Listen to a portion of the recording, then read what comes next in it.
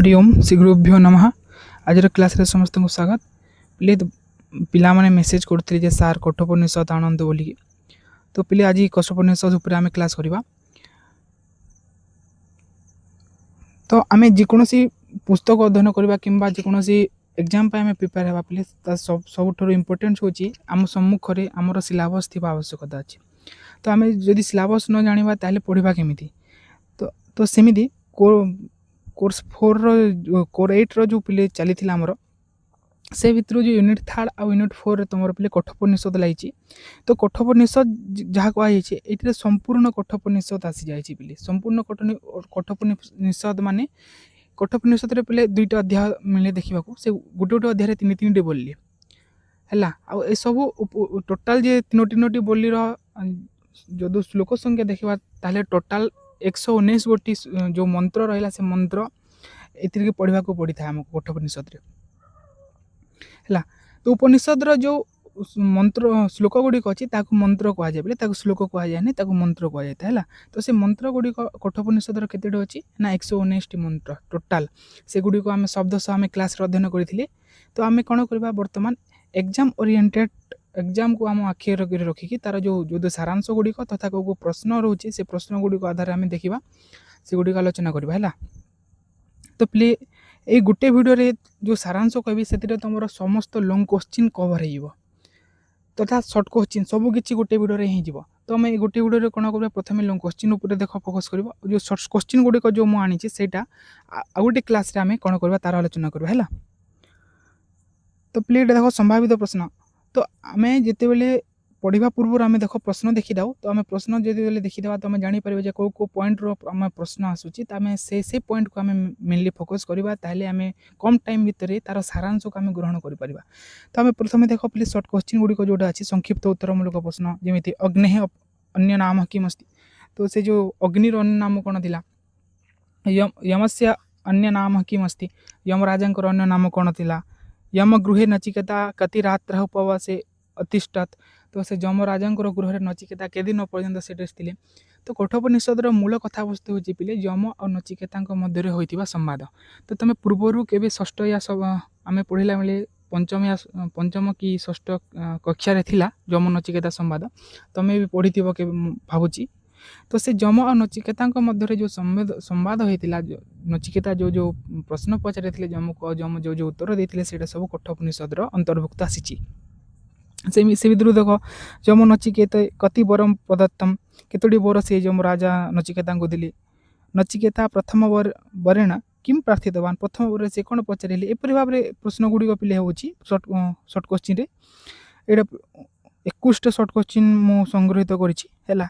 ए जो short question गुडी रो तार अर्थ आ तार प्रश्न रो उत्तर रो आ गुटे क्लास रे मु आलोचना करबिले। जदि एथिरे करबे ताले बहुत बड़ हो जिवो। तो आमे ए वीडियो रो मेन मोटिव होची आमे जो कठोपनिषद रो जो सारांश अछि से जस्ट को आमे अध्ययन करिवार अछि हैला।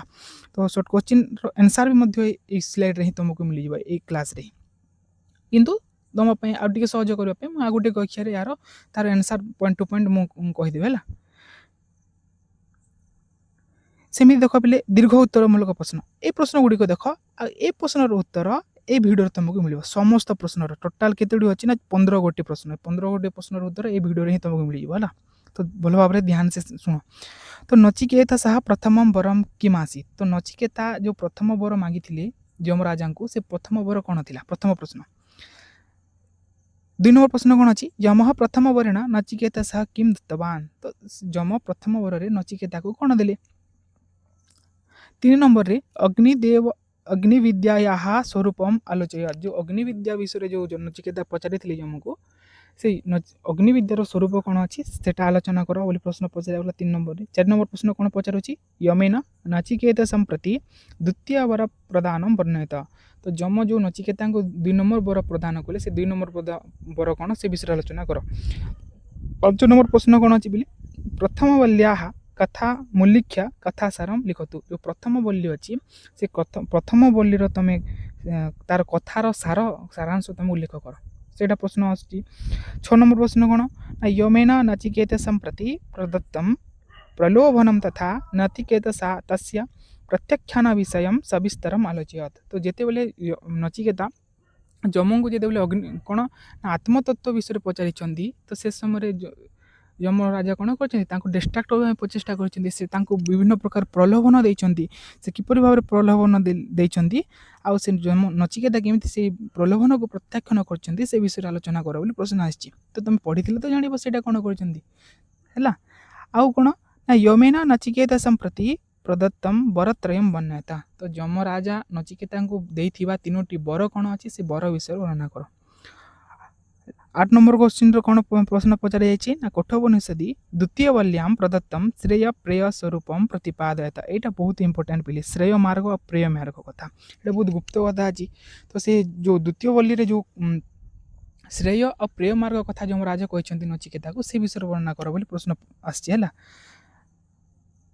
ଆଉ ସେମିତି କଠୋପନିଷଦି ଦ୍ୱିତୀୟ ବଲ୍ୟାମ୍ ପ୍ରଦତ୍ତମ ନଚିକେତ ସହ ନିଷ୍କାମ ଭାବମ୍ ବର୍ଣ୍ଣୟତା ତ ଯେଉଁ ଦ୍ୱିତୀୟ ବଲ୍ଲୀରେ ଯେଉଁ ନଚିକେତା ଅଛି ସେ ତାଙ୍କର ଯେଉଁ ନିଷ୍କାମ ଭାବନା ଅଛି ସେ ନିଷ୍କାମ ଭାବନାକୁ ବର୍ଣ୍ଣନା କର ବୋଲି ପ୍ରଶ୍ନ ଆସିଛି 10 ନମ୍ବର ପ୍ରଶ୍ନ କ'ଣ ପଚାରିଛି ନା ଦ୍ୱିତୀୟ ବଲ୍ୟାମ୍ ବର୍ଣ୍ଣିତମ୍ ଆତ୍ମଜ୍ଞାନସ୍ୟ ଦୁର୍ହତ୍ୱମ୍ ବିଷାଦୟତା ଯେଉଁ ଆତ୍ମଜ୍ଞାନ କଥା କହିଛନ୍ତି ନଚିକେତାଙ୍କୁ ରାମରାଜ ସେ ଆତ୍ମଜ୍ଞାନ କେମିତି ଦୁର୍ହ ମାନେ ଅର୍ଥାତ୍ ଜାଣିବା କଠିନ ଗୁପ୍ତ ସେ କଥା ବର୍ଣ୍ଣନା କର ବୋଲି ପ୍ରଶ୍ନ ଆସିଲା କଠୋପନିଷଦି ଦ୍ୱିତୀୟ ବଲ୍ୟାମ୍ ପ୍ରଦତ୍ତମ ଓମ୍କାରସ୍ୟ ମହତ୍ୱମ୍ ପ୍ରତିପାଦୟତା ପିଲେ ଏଇଟା ଦେଖ ଓମ୍କାର ଯେଉଁ ରହିଲା ସେ ଓମ୍କାର ବ୍ରହ୍ମ ଶବ୍ଦ ସେ ଓମ୍କାରର ମହତ୍ୱ କ'ଣ ପ୍ରତିପାଦନ କରିବେ କହିଲା ଓମ୍କାର ବିନ୍ଦୁ ସଂଯୁକ୍ତମ୍ ନିତ୍ୟମ୍ ଧାୟନ୍ତି ଯୋଗିନଃ କାମଦମ୍ ମୁଖ୍ୟଦମ୍ ଚୈବ ଓମ୍କାରାୟ ନମୋ ନମଃ ସେ ଓମ୍କାରର ମହତ୍ୱ କ'ଣ ଅଛି ପିଲେ ସେଇଟା ବର୍ଣ୍ଣନା କର ବୋଲି 11 ନମ୍ବର ପ୍ରଶ୍ନ ପଚାରାଯାଇଛି 12 ନମ୍ବର ପ୍ରଶ୍ନରେ ସେ କ'ଣ କହୁଛନ୍ତି ନା ଦ୍ୱିତୀୟ ବଲ୍ୟାମ୍ 2 ନମ୍ବର ବଲ୍ଲୀରେ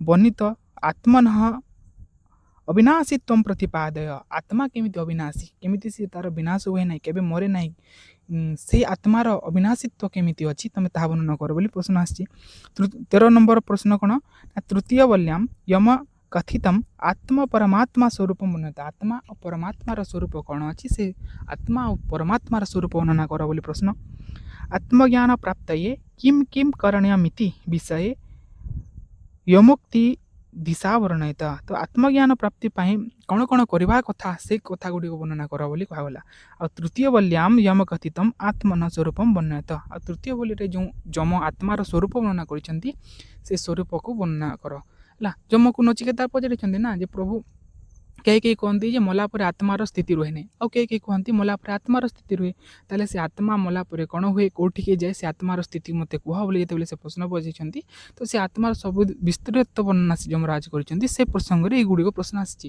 ଏଥିରେ ଆଉ ଗୋଟେ ଇମ୍ପୋର୍ଟାଣ୍ଟ ପ୍ରଶ୍ନ ପିଲେ ମୁଁ ଏଡ଼୍ କରିବା ଭୁଲି ଯାଇଛି ଯେ ଶରୀରକୁ ଗୋଟେ ରଥ ରୂପରେ କଳ୍ପନା କରାଯାଇଛି ଆଉ ସେ ରଥ କେମିତି ଗୋଟେ ଶରୀର କେମିତି ରଥ ଆଉ ତାର ରଥି କିଏ ଆଉ ତାର ଲଗାମ କ'ଣ ଆଉ ତାର ଘୋଡ଼ା କ'ଣ ଏ ବିଷୟରେ ବର୍ଣ୍ଣନା କର ବୋଲି ଆସିଥାଏ ଆତ୍ମାନମ୍ ରଥିନମ୍ ବିଧି ଶରୀରମ୍ ରଥମେବତୁ ଏପରି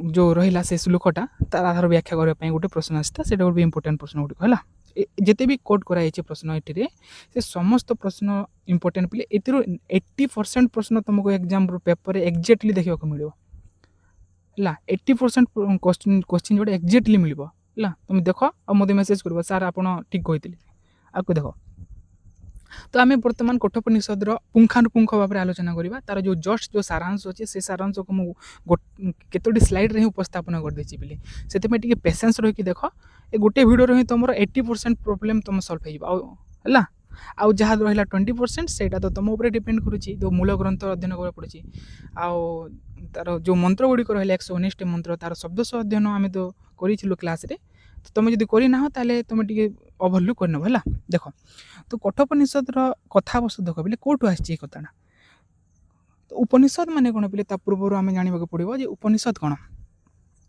ତ ଉପନିଷଦ ହେଉଛି ବୋଲେ ତ ବେଦର ଅନ୍ତିମ ଯେଉଁ ଭାଗ ରହିଛି କ'ଣ ନା ଅନ୍ତିମ ଭାଗ ତ ସେ ଅନ୍ତିମ ଭାଗକୁ ପିଲେ ଉପନିଷଦ ବୋଲି କୁହାଯାଏ ବେଦସ୍ୟ ଅନ୍ତିମ ଭାଗ ସେ ଅନ୍ତିମ ଭାଗକୁ ଉପନିଷଦ ବୋଲି କୁହାଯାଏ ଏହି ଉପନିଷଦରେ କ'ଣ ହୋଇଥାଏ ନା ଉପନିଷଦରେ ଗୁରୁ ଆଉ ଶିଷ୍ୟମାନଙ୍କ ମଧ୍ୟରେ ଯେଉଁ ବ୍ରହ୍ମତତ୍ତ୍ୱ ବିଷୟରେ ଆଲୋଚନା କରାଯାଇଥାଏ ସେ ବ୍ରହ୍ମତତ୍ତ୍ୱକୁ ଏହି ଉପନିଷଦ ଗୁଡ଼ିକରେ ପ୍ରତିପାଦିତ କରିଦିଆଯାଇଛି ସେଥିପାଇଁ ଯେଉଁ ଆମର ଯେଉଁ ସଦାନନ୍ଦ ଯୋଗୀନ୍ଦ୍ର ଜଣେ ଅଛନ୍ତି ବୋଲି ସଦାନନ୍ଦ ଯୋଗୀନ୍ଦ୍ର ବୋଲି ସେ ଜଣେ କ'ଣ କରିଛନ୍ତି ବେଦାନ୍ତ ସାର ବୋଲି ପୁସ୍ତକ ରଖିଛନ୍ତି ରଚନା କରିଛନ୍ତି। ସେଥିରେ ବର୍ଣ୍ଣନା କରାଯାଇଛି ଯେ ବେଦାନ୍ତ ନାମ ଉପନିଷଦ ପ୍ରମାଣମ୍।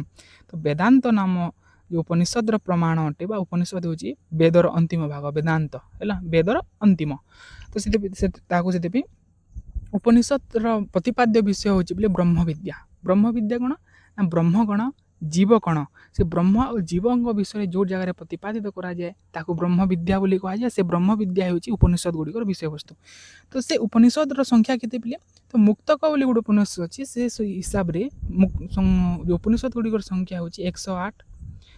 ତା ଛଡ଼ା ଆଉ ବହୁତ ଗୁଡ଼ିଏ ଉପନିଷଦ ଅଛି କିନ୍ତୁ ଆମର ଯେଉଁ ଶଙ୍କରାଚାର୍ଯ୍ୟ ଅଛନ୍ତି ଆଦିଗୁରୁ ଶଙ୍କରାଚାର୍ଯ୍ୟ ସେ 10 ଗୋଟି ଉପନିଷଦ ଉପରେ ତାଙ୍କର ଭାଷ୍ୟ ଶାରୀରିକ ଭାଷ୍ୟ ରଚନା କରିଛନ୍ତି। ଶଙ୍କରାଚାର୍ଯ୍ୟ ତାଙ୍କର ଭାଷ୍ୟ ତ ସାଙ୍କର ଭାଷ୍ୟ ରଚନା କଲେ। ତ ସେ 10ଟା ଉପନିଷଦ ଇମ୍ପୋର୍ଟାଣ୍ଟ କ'ଣ ସେ 10ଟା ଉପନିଷଦ ଈଶକେନ କଠ ପ୍ରଶ୍ନ ମୁଣ୍ଡ ମାଣ୍ଡୁକ୍ୟ ତିତିର ଏତୋରିୟ ଛାନ୍ଦୋଗ୍ୟ ବୃହନ୍ନାରଣ୍ୟକ ଦଶା ଏଇଟା ହେଉଛି 10ଟା ଉପନିଷଦ। ସେ ଭିତରୁ କଠୋପନିଷଦ ହେଉଛି ଗୋଟେ ମୁଖ୍ୟ ଉପନିଷଦ ପ୍ରମୁଖ ଉପନିଷଦ ବୋଲି। ତ ସେ କଠୋପନିଷଦର କେଉଁଠୁ ଆସିଛି ନା କେଉଁ ବେଦ ସହିତ ସମ୍ବନ୍ଧ କଠୋପନିଷଦ ଅଛି ନା କୃଷ୍ଣ ଯଜୁର୍ବେଦ। ତ ଜାଣିଥିବ ତୁମେ ବେଦ ଯେଉଁ ଯଜୁର୍ବେଦ ଅଛି ସେଇଟା 2 ଭାଗରେ ବିଭକ୍ତ ହେଇଛି ଗୋଟେ ହେଉଛି କୃଷ୍ଣ ଯଜୁର୍ବେଦ ଆଉ ଗୋଟେ ହେଉଛି ଶୁକ୍ଳ ଯଜୁର୍ବେଦ। ତ ସେଇ ଯେଉଁ କୃଷ୍ଣ ଯଜୁର୍ବେଦର ଯେଉଁ ଶାଖା ଗୁଡ଼ିକର ଅଛି ତୈତ୍ତରୀୟ ମୈତ୍ରାୟଣୀ କଠ ଆଉ କପିଷ୍ଟଳ 4ଟି ଶାଖା ଅଛି କୃଷ୍ଣ ଯଜୁର୍ବେଦର। ସେ 4ଟି ଶାଖା ମଧ୍ୟରୁ ଗୋଟେ ଶାଖା ହେଉଛି କଠ ଶାଖା ହେଲା କଠ ତୈତ୍ତରୀୟ ଗୋଟେ ଶାଖା ମୈତ୍ରାୟଣୀ କଠ ଆଉ କପିଷ୍ଟଳ। ସେ ଯେଉଁ କଠ ଶାଖା ରହିଲା ସେ କଠ ଶାଖାର ଉପନିଷଦ ହେଉଛି କଠ ଉପନିଷଦ ହେଲା କୃଷ୍ଣ ଯଜୁର୍ବେଦୀୟ କଠ ଶାଖାୟାଃ ଉପନିଷଦ ମିଦମ୍। ଏଇ କଠ ଶାଖାର ଉପନିଷଦ ହେଉଛି କଠୋପନିଷଦ। କଠ ଶାଖାର ଉପନିଷଦ ହୋଇଥିବାରୁ ଏଇ ଉପନିଷଦର ନାଁ ହେଉଛି କଠୋପନିଷଦ ହେଲା ବୁଝିଲା। ତ ଏହା ଛଡ଼ା ଋଗ୍ବେଦର 10ମ ମଣ୍ଡଳର ଯେଉଁ 35 ନମ୍ବର ଯେଉଁ ସୂକ୍ତ ରହିଲା ସେ ସୂକ୍ତରେ ମଧ୍ୟ ଏଇ ଯେଉଁ ଯମ ଆଉ ନଚିକେତାଙ୍କର ଯେଉଁ ସମ୍ବାଦ ଅଛି ତାହାର ବର୍ଣ୍ଣନା ମିଳେ।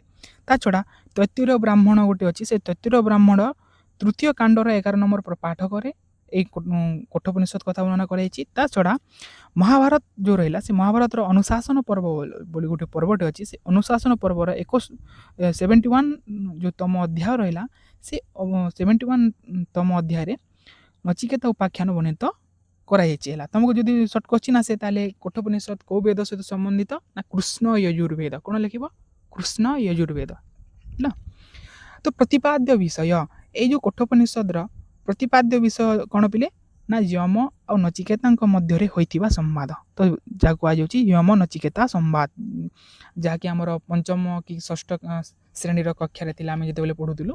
ତୁମେ ଯଦି ପଢ଼ିଥିବ ତାହେଲେ କମେଣ୍ଟରେ ଜଣାଇବ ହେଲା କେଉଁ କ୍ଲାସ୍ରେ ତୁମେ ସେଇଟା ପଢ଼ିଛ। ଆଉ ସେଇ ଯେଉଁ ଯାହା ପଢ଼ିଛ ତାହାର ଟିକିଏ ଆଉ ଟିକେ ଗୂଢ଼ ରହସ୍ୟ ଯୁକ୍ତ ହେଇଛି ଏଇଟାରେ ମାନେ ଯେହେତୁ ଟୋଟାଲ ଉପନିଷଦ ଲାଗିଛି ଆଉ ଶବ୍ଦ ସହ ଆମେ ଯେହେତୁ ଅଧ୍ୟୟନ କରୁଛୁ ତାହେଲେ ଆଉ ଟିକେ ବେଶୀ ଜ୍ଞାନ ଏଥିରେ ଆମକୁ ସେଇଠୁ ମିଳିବ ହେଲା। ତାର ଉପରିଆ ନଲେଜ ତୁମର ଥିବ ମୋର ଆଶା। ତାହେଲେ ପ୍ରତିପାଦ୍ୟ ବିଷୟ ହେଉଛି ଯମ ଆଉ ନଚିକେତାଙ୍କ ମଧ୍ୟରେ ହୋଇଥିବା ସମ୍ବାଦ। ତ ନଚିକେତା କିଏ ପିଲେ ଦେଖ ତ ଯମ ମୃତ୍ୟୁର ଦେବତା ଯମ ଜାଣିଛ। ହଁ ପିଲେ ଆଉ ଗୋଟେ ପ୍ରଶ୍ନ ଆସେ ଏ ଯମଙ୍କର ଅପର ନାମ କ'ଣ ଅଛି ଯମଙ୍କର ଅନ୍ୟ ନାମ କ'ଣ ଯମଙ୍କର ଅନ୍ୟ ନାମ ହେଉଛି ମୃତ୍ୟୁ ହେଲା। ତ ଯେଉଁ ଯମ ବା ମୃତ୍ୟୁ ଆଉ ନଚିକେତାଙ୍କ ମଧ୍ୟରେ ଯେଉଁ ହୋଇଥିବା ସମ୍ବାଦ ସେ ସମ୍ବାଦ ହୋଇଛି ଏହାର ପ୍ରତିପାଦ୍ୟ ବିଷୟ। ତାହେଲେ ନଚିକେତା କିଏ ପିଲେ ତ ନଚିକେତା ହେଉଛନ୍ତି ନା ଗୋଟେ ଋଷି ଥିଲେ ପିଲେ ଯାହାଙ୍କର ନାଁ ଥିଲା ବାଜଶ୍ରବସ ହେଲା। ବାଜଶ୍ରବସଙ୍କର ପୁତ୍ର ହେଉଛନ୍ତି ନଚିକେତା। ଯେଉଁ ବାଜଶ୍ରବସ ଋଷି କି ବାଜଶ୍ରବା ଯାହାଙ୍କୁ ଉଦାଲୋକ ବୋଲି କୁହାଯାଏ ଯିଏକି ଜଣେ ବିଶ୍ୱଜିତ ନାମକ ଗୋଟେ ଯଜ୍ଞ କରୁଥିଲେ ହେଲା। ସେ ଯଜ୍ଞର କର୍ତ୍ତା ହେଉଛନ୍ତି ଇଏ ସେ ବିଷୟରେ ଆମେ ଆକୁ ଦେଖିବା ହେଲା। ତ ବାଜଶ୍ରବସଙ୍କ ପୁତ୍ର ହେଉଛନ୍ତି ଇଏ ନଚିକେତା। ବାଜଶ୍ରବସଙ୍କୁ ଆଉ କ'ଣ ବୋଲି କୁହାଯାଏ ଉଦାଲୋକ ଗୌତମ ଆଉ ଅରୁଣୀ ମଧ୍ୟ କୁହାଯାଇଥାଏ। ବାଜଶ୍ରବସଙ୍କ ଅନ୍ୟ ନାମ କ'ଣ ହେଉଛି ଗୋଟେ ହେଉଛି ଉଦାଲୋକ ଗୋଟେ ହେଉଛି ଗୌତମ ଆଉ ଗୋଟେ ହେଉଛି ଅରୁଣୀ। ଯାହା ବି କୁହାଯିବ ପିଲେ ସେଇ ବାଜଶ୍ରବସଙ୍କୁ ହିଁ ବୁଝେଇବ। ଏମିତି ପ୍ରଶ୍ନ ଆସିଯାଏ ତାହେଲେ ଯେ ବାଜଶ୍ରବସଙ୍କର ଅନ୍ୟ ନାମ କ'ଣ ଉଦାଲୋକ ଗୌତମ ଅରୁଣୀ ହେଲା। ଏହି ଯେଉଁ ନଚିକେତା ଶବ୍ଦ ଯେଉଁ ନାମକରଣ କରାଯାଇଛି ବୋଲି ତାର ଅର୍ଥ କ'ଣ ଅଛି ଦେଖ ସମସ୍ତଙ୍କର ନାମକରଣର କୌଣସି ନା କୌଣସି ଗୋଟେ ଅର୍ଥ ଥାଏ। ତୁମକୁ ଯେଉଁ ନାମ ଦିଆଯାଇଛି ତୁମର ବି କୌଣସି ଗୋଟେ ଅର୍ଥ ଥିବ। ଯେମିତି ମୋର ନାଁ ଦିଆଯାଇଛି ମୋର ନାଁର ବି ଅର୍ଥ ଅଛି ସେମିତି। ତ ସେ ଯେଉଁ ନଚିକେତା ଯେଉଁ ରହିଲା ସେ ନଚିକେତା ଶବ୍ଦଟି ଚିତି ଆଉ କିତି ଯେଉଁ ଚିତି ଆଉ କିତି କ'ଣ ନା ଏଇଟା ହେଉଛି ଗୋଟେ ଧାତୁ। କେମିତି ଧାତୁ ନା ସଂଜ୍ଞାନେ ଧାତୁ ଜ୍ଞାନାर्थକ धातु ଚିତି କିତି ବା ଚିତି ଆଉ କିତି ଯେଉଁ ସଜ୍ଞାନେ ଧାତୁ ରହିଲା ଜ୍ଞାନାर्थକ ଧାତୁର ନିଷ୍ପନ୍ନ ହୋଇଛି। ତ ଏହାର ସାମଗ୍ରିକ ଅର୍ଥ ହେବ ନଚିକେତାର ଜିଜ୍ଞାସା। ତ ଯେଉଁ ନଚିକେତାଙ୍କର ନାଁର ଅର୍ଥ ହେଉଛି ଜିଜ୍ଞାସା। ତ ନଚିକେତା ଛୋଟବେଳୁ ହିଁ ଜିଜ୍ଞାସୁ ଥିଲେ, ସମସ୍ତ ବିଷୟରେ ଜାଣିବା ପାଇଁ ତାଙ୍କର ବହୁତ ପ୍ରବଳ ଇଚ୍ଛା ଥିଲା। ସେଥିପାଇଁ ତ ସେ ଯମରାଜଙ୍କ ପାଖକୁ ଯାଇକି ବ୍ରହ୍ମବିଦ୍ୟାର ଜ୍ଞାନ ଅର୍ଜନ କରିଯାଇଥିଲେ, ନାଇଁ କି। ଆଉ କ'ଣ ଅଛି ବୋଲେ এই ସବୁ ଯେଉଁ ପଏଣ୍ଟ ଲେଖିଛି ବୋଲେ ସବୁ ସର୍ଟ କୋଶ୍ଚିନ୍ର ତୁମର ମେକଅପ୍ ହେବ ହେଲା। ଯେତେ ବି ସର୍ଟ କୋଶ୍ଚିନ୍ ଅଛି ପ୍ରାୟତଃ 50% ସଲ୍ଭ ହେଇଯିବ। ତ କଠୋପନିଷଦର ବିଭାଜନ, ତ କଠୋପନିଷଦରେ କେତୋଟି ଅଧ୍ୟାୟ ଅଛି, ତାର ବିଭାଜନ କେମିତି ହେଉଛି ଦେଖ। ତ ଏହି କଠୋପନିଷଦରେ 2ଟି ଅଧ୍ୟାୟ ଅଛି ଆଉ ପ୍ରତ୍ୟେକ ଅଧ୍ୟାୟରେ 3ଟି ଲେଖାଏଁ ବୋଲି ଅଛି। ପ୍ରଥମ ଅଧ୍ୟାୟରେ 3ଟି ବୋଲି, ଦ୍ୱିତୀୟ ଅଧ୍ୟାୟରେ 3ଟି ବୋଲି। ତୁମକୁ ଯଦି ପ୍ରଶ୍ନ ଆସିବ ଯେ କଠୋପନିଷଦସ୍ୟ ବଲ୍ଲି ସଂଖ୍ୟା କିମସ୍ତି, ତ କଠୋପନିଷଦର ବଲ୍ଲି ସଂଖ୍ୟା କେତେ, ତାହେଲେ କେତୋଟି ବୋଲି ଅଛି ଆହାତ୍ୟ। ଟୋଟାଲ କଠୋପନିଷଦରେ 6ଟି ବୋଲି ଅଛି ବୋଲେ ତୁମେ ଯଦି ପଚାରିଯିବ, କେବଳ ପଚାରିବ ଯେ କଠୋପନିଷଦର ବଲ୍ଲି ସଂଖ୍ୟା କେତେ, ତାହେଲେ 6 ହେଲା, ଉତ୍ତର 6 ହେବ।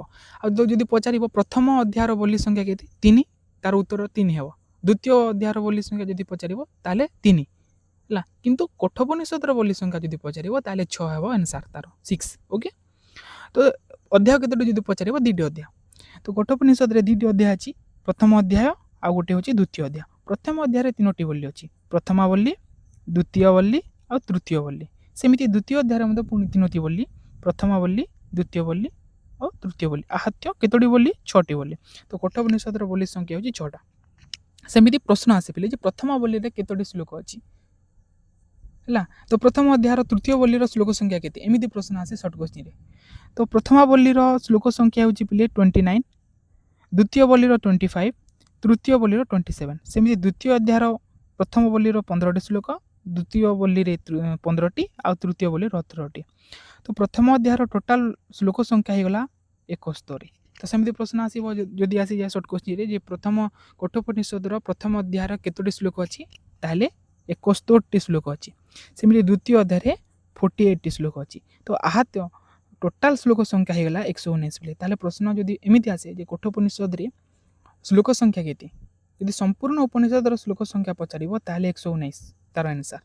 ଯଦି ପ୍ରଥମ ଅଧ୍ୟାୟର କେବଳ ଶ୍ଲୋକ ସଂଖ୍ୟା ପଚାରିବ ତାହେଲେ 71, ଆଉ ଯଦି ଦ୍ୱିତୀୟ ଅଧ୍ୟାୟର ପଚାରିବ ତାହେଲେ 48।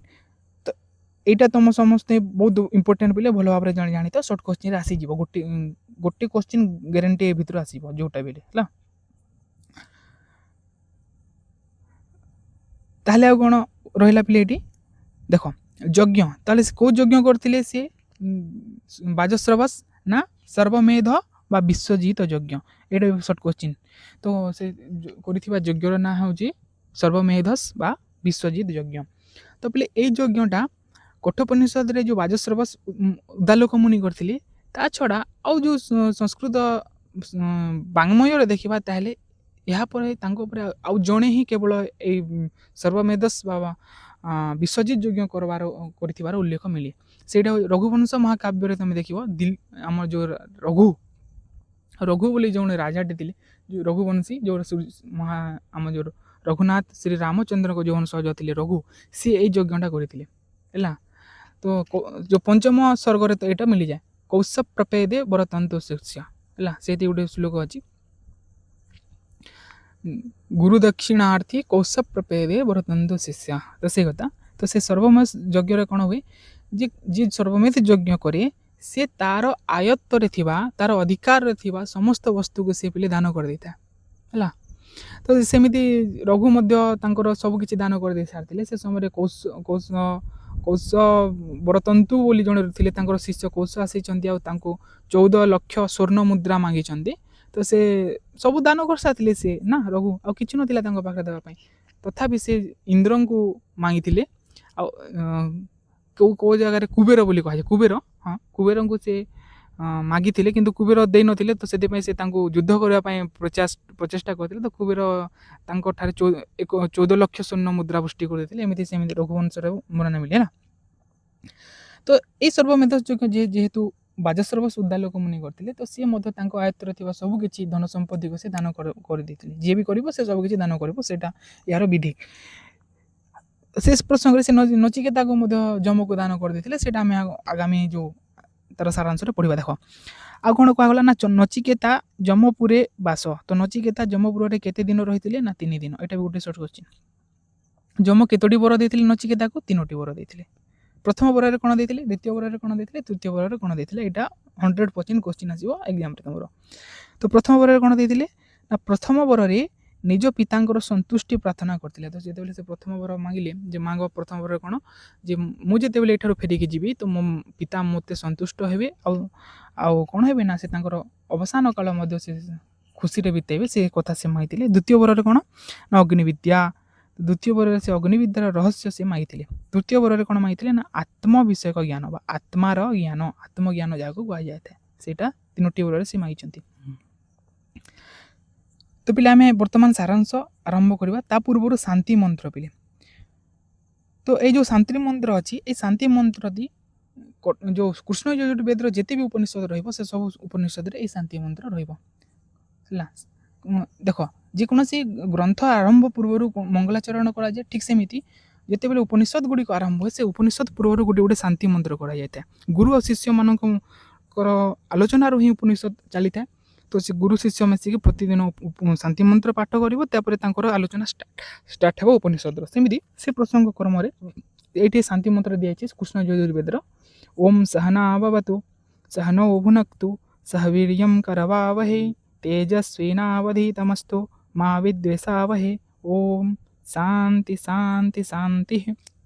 तो ये जो मंत्र रहा पे यहाँ लोक मैंने बर्तमान कौन कर भोजन मंत्र रूप से मैंने खाइबा पूर्व पढ़ी खाऊँ कि खाइबा पूर्व पढ़ी खाइबा नुहे है ये मंत्रटी हूँ पढ़ा पूर्व पढ़ा मंत्र तार अर्थ तुम जो जान तुम हृदयंगम कर नहीं से मैंने एक्चुअली भूल कर तो से कहते ओम सह ना अवतु ओम माने हूँ ब्रह्मस्वरूप परमेश्वर को दत्त से हे परम ब्रह्म परमेश्वर सह नौ अवतु अस्माकम नौ आंभ 2 जन को से कौन करूँ रक्षा करूँ परमेश्वर परम ब्रह्म क्या रक्षा करूँ आंभ 2 जन को आंभ 2 जन को माने कौन गुरु और शिष्य को आंभ 2 जन को गुरु कह जे मो शिष्य और मते हे प्रभु परमेश्वर रक्षा करंतु आ शिष्य कहते मो गुरु आ मते आपण परमेश्वर परम ब्रह्म आपण रक्षा करंतु सह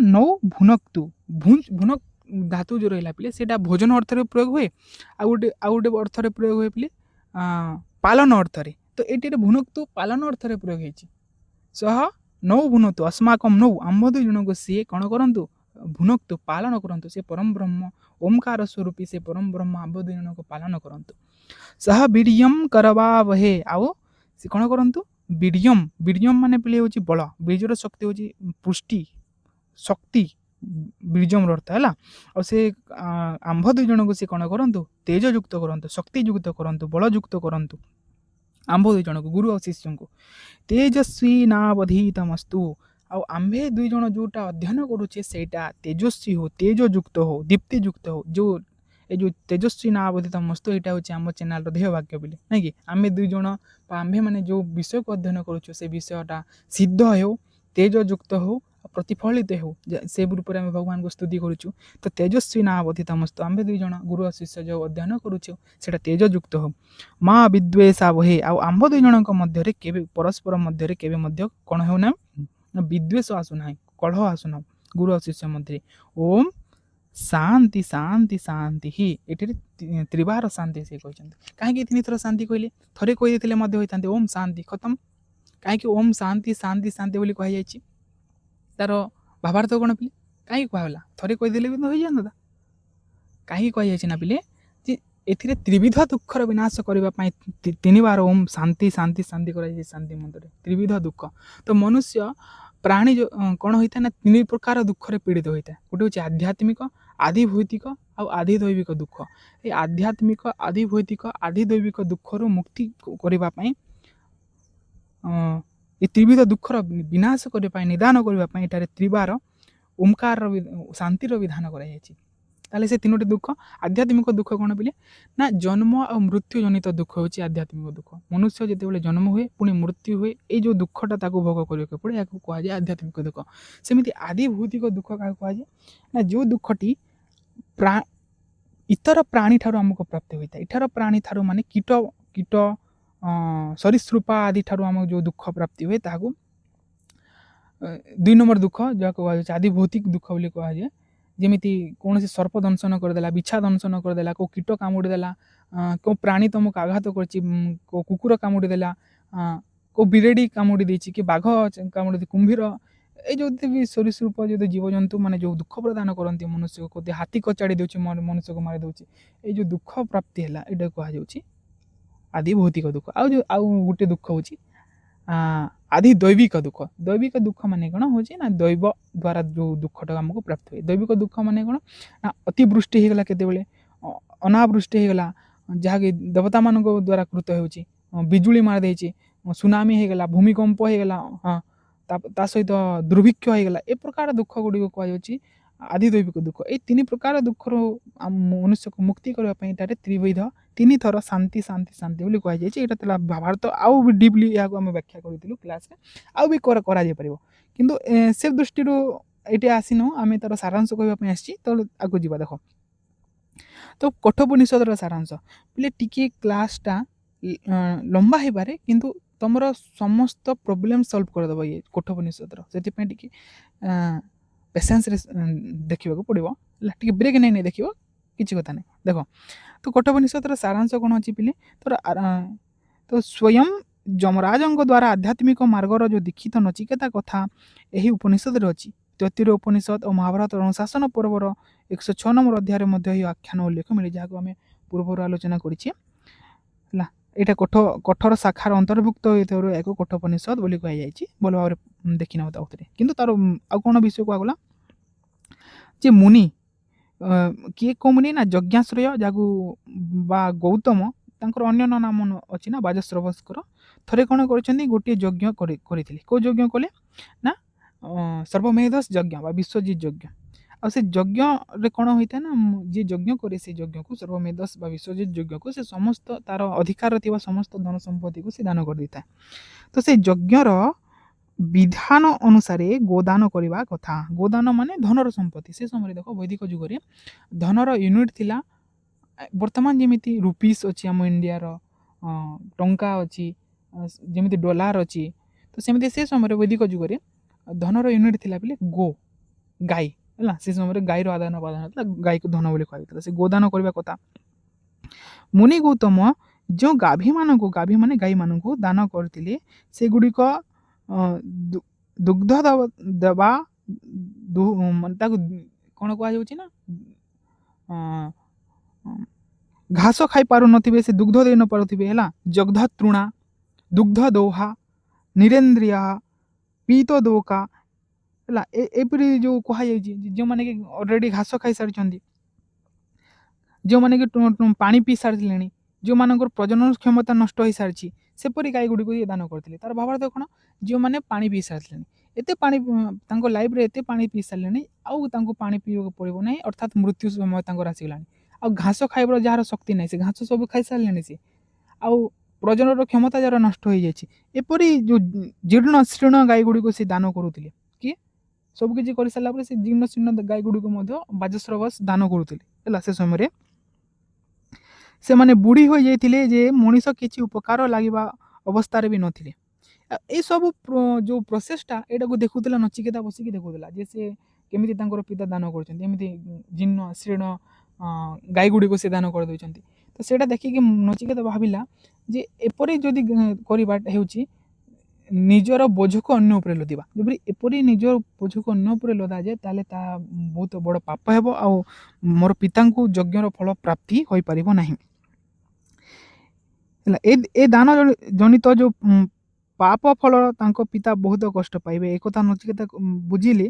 ତେଣୁ ପିତାଙ୍କୁ ଆଗତ ଦୁର୍ଦ୍ଦଶାରୁ ରକ୍ଷା କରିବା ନିମନ୍ତେ ବାଳକ ନଚିକେତା ଯଥାସାଧ୍ୟ ଉଦ୍ୟମ କରିବାକୁ ନିଶ୍ଚିତ କଲେ। ତ ସେ ଜାଣିଲେ ଯେ ମୋ ପିତାଙ୍କର ନିଶ୍ଚିତ ଭାବରେ ପାପ ଭୋଗ ପଡ଼ିବ, ତା ଫଳ ସବୁ ଦୁର୍ଦ୍ଦଶା ତାଙ୍କୁ ପ୍ରାପ୍ତି ହେବ, ଆଉ ସେଥିରୁ ସେ କେମିତି ରକ୍ଷା ପାଇବେ, ସେଥିପାଇଁ ସେ ଯାଇକି ପିତାଙ୍କୁ ତାଙ୍କ ଉଦ୍ୟମ ପଚାରିଛନ୍ତି ଯେ ତମେ ଏପରି ବସ୍ତୁମାନଙ୍କୁ ଦାନ କରୁଛ, ତାହେଲେ ମୁଁ ବି ତ ତୁମ ଅଧିକାରରେ ଅଛି, ତାହେଲେ ମୋତେ ତୁମେ କାହାକୁ ଦାନ କରିବ, ଦିଅ ମୋତେ କାହାକୁ ଦାନ କରୁଛ କର। ଏପରି ଯେତେବେଳେ ସେ 2-3 ଥର କହିଛନ୍ତି, ତ ତାଙ୍କର ପିତା ରାଗି ଯାଇଛନ୍ତି। ବିରକ୍ତ ହୋଇକି ସେ କହିଲେ, ଯା ମୁଁ ତୋତେ ମୃତ୍ୟୁକୁ ଦାନ କରିଦେଲି। କାହାକୁ? ମୃତ୍ୟୁକୁ। ଯେତେବେଳେ ସେ ମୃତ୍ୟୁକୁ ବା ଯମରାଜଙ୍କୁ ଦେଇଦେଲି ଏ କଥା କହୁଛନ୍ତି। ତ ଏ କଥା ଶୁଣିକି ନଚିକେତା ବିଚାର କରିଛନ୍ତି। ଆଉ ସେ ପିତାଙ୍କର ଯେହେତୁ ଆଜ୍ଞା ଗୁରୁ ନାମ ଅବିଚାରଣୀୟ, ପିତାଙ୍କର ଆଜ୍ଞା ଯେମିତି ମିଥ୍ୟା ନ ହେବ, ପିତାଙ୍କର ଦାନ ଯେମିତି ମିଥ୍ୟା ନ ହେବ, ସେଇ କଥା ଜାଣିକି ସିଏ କ'ଣ କରୁଛନ୍ତି ନା ଯମରାଜଙ୍କ ପାଖକୁ ସିଏ ପହଞ୍ଚି ଯାଇଛନ୍ତି ହେଲା। ଏ ସ୍ଲାଇଡ଼୍ରେ ଆଉ ଟିକେ ବି ଅଛି, ପଢ଼ି ନେବ ଟିକେ। ଯେତେବେଳେ ସେ ଯମରାଜଙ୍କ ପାଖକୁ ପହଞ୍ଚିଗଲେ ତ ସେ ସମୟରେ କ'ଣ ହେଇଥିଲା ପିଲେ, ଯେ ଯମରାଜ ସେ ସମୟରେ ନଥିଲେ, ସେ ସ୍ଥାନରେ ଯମପୁରରେ ନଥିଲେ। ତ ସେ ଯମ ଯେହେତୁ ନଥିଲେ, ଅନୁପସ୍ଥିତ ଥିଲେ, ସେ ସମୟରେ ନଚିକେତା ସେ ଯମପୁରର ଦ୍ୱାର ଦେଶରେ ହିଁ କ'ଣ କରିଛନ୍ତି ନା 3 ରାତି ଅପେକ୍ଷା କରିଛନ୍ତି। କେତେ ରାତି? 3 ରାତି। ଏଇଟା ବି ସର୍ଟ କ୍ୱେଶ୍ଚିନ୍ ଅଛି, କେତେ ରାତି ସେ ଦିନ ଯମରାଜଙ୍କ ଠାରେ ସେ ରହିଲେ ନଚିକେତା? 3 ରାତିରେ ସେଠାରେ ଅପେକ୍ଷା କଲେ। ତାପରେ ଯେତେବେଳେ ତାର ଯମରାଜଙ୍କ ସହିତ ଭେଟ ହେଲା, ଯେତେବେଳେ ସେ ଯମରାଜ ଆସିଲେ, ଜାଣିବାକୁ ପାଇଲେ ଯେ ମୋ ଦ୍ୱାରରେ ଗୋଟେ ବ୍ରାହ୍ମଣ ବାଲକଟେ ଆସି 3 ଦିନ ହେଲାଣି ଭୋକ ଉପାସରେ ବସିଛି। ତ ଦେଖ ପିଲେ, ତ ଗୃହକୁ ଆସିଥିବା ଯେଉଁ ବ୍ରାହ୍ମଣ ତିଥି, ଇଏ ଅଗ୍ନି ସ୍ୱରୂପ ଅଟନ୍ତି। ଅଗ୍ନି ସ୍ୱରୂପ ମାନେ କ'ଣ? ଅଗ୍ନିର ସ୍ୱରୂପ ଯେମିତି ଜାଳି ଦିଏ, ଭସ୍ମ କରିଦିଏ ତମକୁ, ଯେମିତି ସେ ବ୍ରାହ୍ମଣ ଯଦି ତମ ଘରକୁ ଆସିଥିବା ଅତିଥି ବ୍ରାହ୍ମଣ ଯଦି ରାଗି ଯାଇକି ଫେରିଗଲେ କିମ୍ବା ଅସନ୍ତୁଷ୍ଟ ହୋଇକି କିଛି ଦୁଃଖିତ ହୋଇକି ଫେରି ଯାଉଛନ୍ତି, ତାହେଲେ ସେ ତମର ଟୋଟାଲ ସମ୍ପୂର୍ଣ୍ଣ ସଂସାରକୁ ଭସ୍ମୀଭୂତ କରିଦେବ, ବିନାଶ ହେଇଯିବ ବୋଲି। ତ ସେଥିପାଇଁ ସେ ଯମରାଜ ମଧ୍ୟ ବ୍ରାହ୍ମଣ ଅତିଥି ସିଏ, ତ ତାଙ୍କୁ ସେ ଅବମାନନା କେବେ କରିପାରିବେ ନାହିଁ। ତ ସେ ଭେଟ ହେଲେ, ଆଉ ବିଳମ୍ବ ଦର୍ଶନ ନିମନ୍ତେ ଯମରାଜ ଦୁଃଖ ପ୍ରକାଶ କଲେ, ଆଶୀର୍ବାଦ ସ୍ୱରୂପ 3ଟି ବର ମାଗିବା ପାଇଁ ଅନୁରୋଧ କରିଛନ୍ତି ସେ, ଯେ ମୁଁ ଭୁଲ ହେଇଯାଇଛି ପ୍ରଭୁ, ଆଗାଦ୍ୟ ଅତିଥି ଦେବ, ତମେ ମୋତେ ତାର ଫଳ ସ୍ୱରୂପ, ଏଇ ଦୁଃଖର ସ୍ୱରୂପ, ଯେଉଁ 3 ଦିନ ମୋ ପାଇଁ ତମେ ଦୁଃଖ ଭୋଗ କଲ, ତାର ସ୍ୱରୂପ 3ଟି ବର ମୋ ଠାରୁ ତମେ ମାଗିନିଅ। ତ ଏହା ଶୁଣିଲା ପରେ ନଚିକେତା ତାଙ୍କୁ କ'ଣ କରିଛନ୍ତି ନା ପ୍ରଥମ ବର ମାଗିଲେ। କ'ଣ ମାଗିଲେ ନା ମୁଁ ଯେତେବେଳେ ଆପଣଙ୍କ ଠାରୁ ଯମପୁରରୁ ମୁଁ ଯେତେବେଳେ ଯମରାଜାଙ୍କ ଠାରୁ ବିଦାୟ ନେଇକି ମୁଁ ଯେତେବେଳେ କ'ଣ କରିବି ନା ନିଜ ଘରକୁ ଯିବି, ତାହେଲେ ଯେଉଁ ପିତା ମୋ ଉପରେ ଯେଉଁ ରାଗିଥିଲେ ସେ ରାଗ ଛାଡ଼ିକି, ଯେହେତୁ ଛୋଟ ବାଲକଟିଏ ନା ନଚିକେତାଟି, ତ ସେ ଡରିବ ତା ପିତା ଯେହେତୁ ଏହା ଉପରେ ରାଗିଛନ୍ତି ସେ, ନାଇଁ କି? ତ ମୋର ପିତା ସେ ରାଗକୁ ଛାଡ଼ିକି କ'ଣ କରିବେ ନା ମୋତେ ଗ୍ରହଣ କରିବେ, ଆଉ ବାକି ଯେଉଁ ତାଙ୍କର ଜୀବନ ରହିଲା ସେ ସମ୍ପୂର୍ଣ୍ଣ ଶାନ୍ତି ଆନନ୍ଦରେ କ'ଣ କରିବେ, ବିତେଇବେ ହେଲା। ପ୍ରଥମ ବର ସେ ଦେଲେ, ତଥାସ୍ତୁ। ଦ୍ୱିତୀୟ ବରରେ ସେ କ'ଣ ମାଗିଛନ୍ତି, ସେ କହିଲେ ଯେ ପ୍ରଭୁ ମୁଁ ଶୁଣିଛି ଯେ ସ୍ୱର୍ଗରେ କ୍ଷୁଧା ଆଉ ତୃଷା ଲାଗେ ନାହିଁ। ସ୍ୱର୍ଗରେ ଯେଉଁମାନେ ବାସ କରନ୍ତି ସେମାନଙ୍କୁ କ୍ଷୁଧା ଲାଗେ ନାହିଁ, ତୃଷା ଲାଗେ ନାହିଁ। ନା ସ୍ୱର୍ଗରେ ନା ବାର୍ଦ୍ଧକ୍ୟ ଅଛି, ନା ମୃତ୍ୟୁ ଅଛି, କେବଳ ସେ ଯୌବନାବସ୍ଥା ଅଛି ହେଲା। ଏମିତି ନା ମୃତ୍ୟୁ ଅଛି ନା ଜନ୍ମ ଅଛି। ଏଇ ପ୍ରକାର ଯେଉଁ ସ୍ୱର୍ଗ ରହିଲା, ସେଇଟା କ'ଣ, ସେଇଟା ମୋତେ ଆପଣ କୁହନ୍ତୁ ହେଲା। ଆଉ ସେଇ ସ୍ଥାନକୁ କେମିତି ଯାଇହେବ, ସେ ସ୍ଥାନରେ କେମିତି ରହିହେବ, ସେ କଥା ଆପଣ ମୋତେ କୁହନ୍ତୁ। ଏପରି 2 ନମ୍ବର ବର ଆପଣ ଦିଅନ୍ତୁ। ସ୍ୱର୍ଗକୁ ପହଞ୍ଚିବା ପାଇଁ ରାସ୍ତା ପଚାରି ବସିଲେଣି ଯମରାଜକୁ କିଏ? ନଚିକେତା। ତ ନଚିକେତାଙ୍କୁ ଗୋଟିଏ ନୂତନ ଜାଗାର ବିଧିବିଧାନ ଶିକ୍ଷା, ତାପରେ ସେ ରାଜା ଯମରାଜ ତାଙ୍କୁ ପ୍ରଲୋଭନ କ'ଣ କହିଛନ୍ତି ନା ଏଇ ଯେଉଁ ଅଗ୍ନି ବିଦ୍ୟାଟା ରହିଲା, ଏଇଟା ବହୁତ ଗୁପ୍ତ ଅଛି, ଆଉ ଏହାକୁ ବହୁତ ତାକୁ ବୁଝି ହେବା, ତାକୁ ଧାରଣ କରିବା ବହୁତ କଷ୍ଟ। ତ ସେ କହିଛନ୍ତି ନା ଆପଣ କୁହନ୍ତୁ, ମୁଁ ମନେ ରଖିପାରିବି, ମୋର ମେମୋରି ଅଛି, ମୁଁ ଫିକ୍ସ କରିଦେବି, ନାଇଁ କି? ତ ତାପରେ ସେ କହିଛନ୍ତି ଠିକ୍ ଅଛି ଶୁଣ। ତ ସେ ଅଗ୍ନି ବିଦ୍ୟାର ଆରମ୍ଭ କରିଛନ୍ତି ସିଏ। ଅଗ୍ନି ବିଦ୍ୟା ମାନେ କ'ଣ ହେଉଛି ପିଲେ, ନା ଯଜ୍ଞ ପଦ୍ଧତି, ଯେଉଁ ଯଜ୍ଞ ପଦ୍ଧତି ଦ୍ୱାରା ଫଳସ୍ୱରୂପ ତମେ ସ୍ୱର୍ଗପୁରକୁ ପ୍ରାପ୍ତ କରିପାରିବ ବୋଲି ସେ କହିଛନ୍ତି ହେଲା। ଯେଉଁଠାକୁ ଗଲେ ନା କ୍ଷୁଧା ତୃଷ୍ଣା ଲାଗିବ ନାହିଁ, ତମକୁ ଭୋକ ଲାଗିବ ନାହିଁ, ଶୋଷ ଲାଗିବ ନାହିଁ, ଯେଉଁଠାରେ ତମର ବାର୍ଦ୍ଧକ୍ୟ ହେବ ନାହିଁ, ଯେଉଁଠାରେ ଜନ୍ମ ନାହିଁ କି ମୃତ୍ୟୁ ନାହିଁ, ସବୁବେଳେ ତୁମେ ଯୁବା ଅବସ୍ଥାରେ ରହିବ, ସବୁବେଳେ ଆନନ୍ଦ ଭୋଗ କରିବ, ଦୁଃଖର କୌଣସି ସ୍ଥାନ ନାହିଁ, ସେ ସ୍ୱର୍ଗକୁ ତୁମେ ଏଇ ଯଜ୍ଞ ମାଧ୍ୟମରେ ବା ଯଜ୍ଞ ବିଦ୍ୟା ଦ୍ୱାରା ତୁମେ ଯାଇପାରିବ। ତାହେଲେ କେଉଁ ବିଦ୍ୟା? ଅଗ୍ନି ବିଦ୍ୟା। କେମିତି ବିଦ୍ୟା? ତାର ବିଧିବିଧାନ ଶିକ୍ଷା ଦେଇଛନ୍ତି ସିଏ, এই ପ୍ରୋସେସ୍ରେ ଯଜ୍ଞ କରାଯାଏ ବୋଲି ହେଲା। ନଚିକେତା ଖୁବ୍ ମନ ଦେଇ ଭକ୍ତି ଭାବରେ ଏହା ଶ୍ରବଣ କଲେ, ଭଲ ଭାବରେ ସେ ଶୁଣିଛନ୍ତି, ଆଉ ସବୁ କଥା ସ୍ପଷ୍ଟ ଭାବରେ ଗୋଟି ଗୋଟି କରି ସେ ତାଙ୍କର ମାଇଣ୍ଡରେ ମଧ୍ୟ ସେଟ୍ କରିଛନ୍ତି। ଗୋଟେ ଛୋଟ ବାଲକ ତାଙ୍କର ମେମୋରି କେତେ ଦେଖ, ଯାହା ଶୁଣିଲେ ମାଇଣ୍ଡରେ ତାଙ୍କର କ'ଣ ହେଇଗଲା, ସେଟ୍ ହେଇଯାଇଛି। ତ ଯମରାଜା ତାଙ୍କର ଏଇ ଯେଉଁ ଶିଷ୍ୟ ଥିଲେ ତାଙ୍କ ପ୍ରତି କ'ଣ କଲେ ନା, ଯେତେବେଳେ ସେ କହିସାରିଲେ ତାର ପଚାରିଛନ୍ତି ପୁଣି ଯେ ଆରେ ମୁଁ ଯେଉଁ ପ୍ରଶ୍ନ ତମ ଯେଉଁ ବିଧି କହିଲି ସେ ବିଧି କହ। ତ ଯେମିତି ଯମରାଜା ସେ ଯେଉଁ ବିଦ୍ୟା ଅଗ୍ନି ବିଦ୍ୟା ବିଷୟରେ ବର୍ଣ୍ଣନା କରିଥିଲେ, ସେ ଏକ୍ଜାକ୍ଟଲି ସେମିତି ପ୍ରୋସେସ୍ ଗୋଟେ ପରେ ଗୋଟେ ସେ ନଚିକେତା ତାଙ୍କ ସମ୍ମୁଖରେ କହିବା ପାଇଁ ଲାଗିଲେ। ତ ଏଇ କଥା ଶୁଣିକି ଯମରାଜା ଆଚମ୍ବିତ ହୋଇଯାଇଛନ୍ତି, ଆଉ ବହୁତ ଖୁସି ହେଇଯାଇଛନ୍ତି। ଆଉ ସେ ଖୁସିର ସ୍ୱରୂପ ସେ ତାଙ୍କୁ ଆଉ ଗୋଟେ ବର ଯାଚନା କରିଛନ୍ତି ଯେ ମୁଁ କ'ଣ ଏଇଟା ବି ପ୍ରଶ୍ନ ଆସେ ପିଲେ ଯେ 2 ନମ୍ବର ବରରେ ଯେତେବେଳେ ଖୁସି ହେଇକିରି ଯମରାଜା ଆଉ ଗୋଟେ ଯେଉଁ ବର ପ୍ରଦାନ କଲେ ସେଇଟା କ'ଣ? ତ 2 ନମ୍ବର ବରରେ ଖୁସି ହେଇକି ଅଗ୍ନିବିଦ୍ୟା କହିଲେ। ତ ଅଗ୍ନିବିଦ୍ୟା ପରେ ପରେ ସେ ଅଗ୍ନିବିଦ୍ୟାର ଏକ୍ଜାକ୍ଟଲି ପ୍ରୋସେସ୍ ଯେମିତି ସେ କହିଥିଲେ ନଚିକେତା ଠିକ୍ ସେପରି ଯେତେବେଳେ କହିଲେ ତ ସେତେବେଳେ ଯମରାଜା ଖୁସି ହେଇକି ତାଙ୍କୁ ଆଉ ଗୋଟେ ବର ଦେଲେ କ'ଣ ଯେ ମୁଁ ଯେଉଁ ଅଗ୍ନିବିଦ୍ୟାଟା କହିଲି ସେ ଅଗ୍ନିବିଦ୍ୟାଟି ବର୍ତ୍ତମାନ ଠାରୁ ତମ ନାମରେ ନାମିତ ହେଇଯାଇବ ଆଉ ସେ ବିଦ୍ୟାର ନାମ ହେବ କ'ଣ ପିଲେ ନଚିକେତାଗ୍ନି ବୋଲି ନାମରେ ନାମିତ ହେଇଯିବ। ସେ ବିଦ୍ୟା ତମ ସେ ଯାଗ ବା ସେ ଯଜ୍ଞ ସେ ବିଦ୍ୟାଟି ଆଗକୁ ଯାଇକି ନଚିକେତାଗ୍ନି ବିଦ୍ୟା ନାମରେ ନାମିତ ହେବ। ଏଇଟା ହେଉଛି ମୋର ଆଉ ଗୋଟେ ବର ଗ୍ରହଣ କର ହେଲା। ଆଉ ତାଙ୍କୁ ଆଉ କ'ଣ କଲେ ସେ ଆଉ ତାଙ୍କର ଗଳାରେ ପିନ୍ଧିଥିବା ଯେଉଁ ଅମ୍ଳାନ ପୁଷ୍ପମାଳା ଯିଏକି କେବେ ମଳିନ ହୁଏ ନାହିଁ ସେ ଯମରାଜାଙ୍କର ସେ ଖୁସିରେ ସେ ମାଳାଟା ନେଇକି ଯମରାଜା ନଚିକେତାଙ୍କର ବକ୍ଷସ୍ଥଳରେ ସେ ସ୍ଥାପନା କରିଦେଇଥିଲେ ହେଲା। ତ ଆଉ ଗୋଟେ ପ୍ରଶ୍ନ ଆସେ ପିଲେ ସର୍ଟ କୋଶ୍ଚିନ୍ରେ ଯେ ସେ ଅଗ୍ନିର ନାମ କ'ଣ? ସେ ଅଗ୍ନିର ନାମ ହେଉଛି ପିଲେ ନଚିକେତାଗ୍ନି। ମାଇଣ୍ଡରେ ରଖ ନୋଟ୍ କର ହେଲା। ତ ଏଇଟା ସର୍ଟ କୋଶ୍ଚିନ୍ ଆସେ ଯେ ସେ ଯେଉଁ ନଚିକେତାଙ୍କୁ ଯେଉଁ ଅଗ୍ନି ଦିଆଗଲା ଅଗ୍ନିବିଦ୍ୟା ଦିଆଗଲା ସେ ଅଗ୍ନିର ନାଁ ହେଉଛି ନଚିକେତାଗ୍ନି ହେଲା। ଏହାପରେ ସେ କହିଲା 3 ନମ୍ବର ବର ମାଗ। ତାର 3 ନମ୍ବର ବରରେ ସେ ନଚିକେତା ମାଗିଛନ୍ତି କ'ଣ ଯେ ପ୍ରଭୁ ମୁଁ ଶୁଣିଛି ଯେ ମଲା କେତେ ଲୋକ କହନ୍ତି ଯେ ମଲା ପରେ ଆତ୍ମାର କୌଣସି ସ୍ଥିତି ରୁହେ ନାହିଁ। ଆଉ କେତେ ଲୋକ କହନ୍ତି ଯେ ମଲା ପରେ ଆତ୍ମାର ସ୍ଥିତି ଅଛି ହେଲା।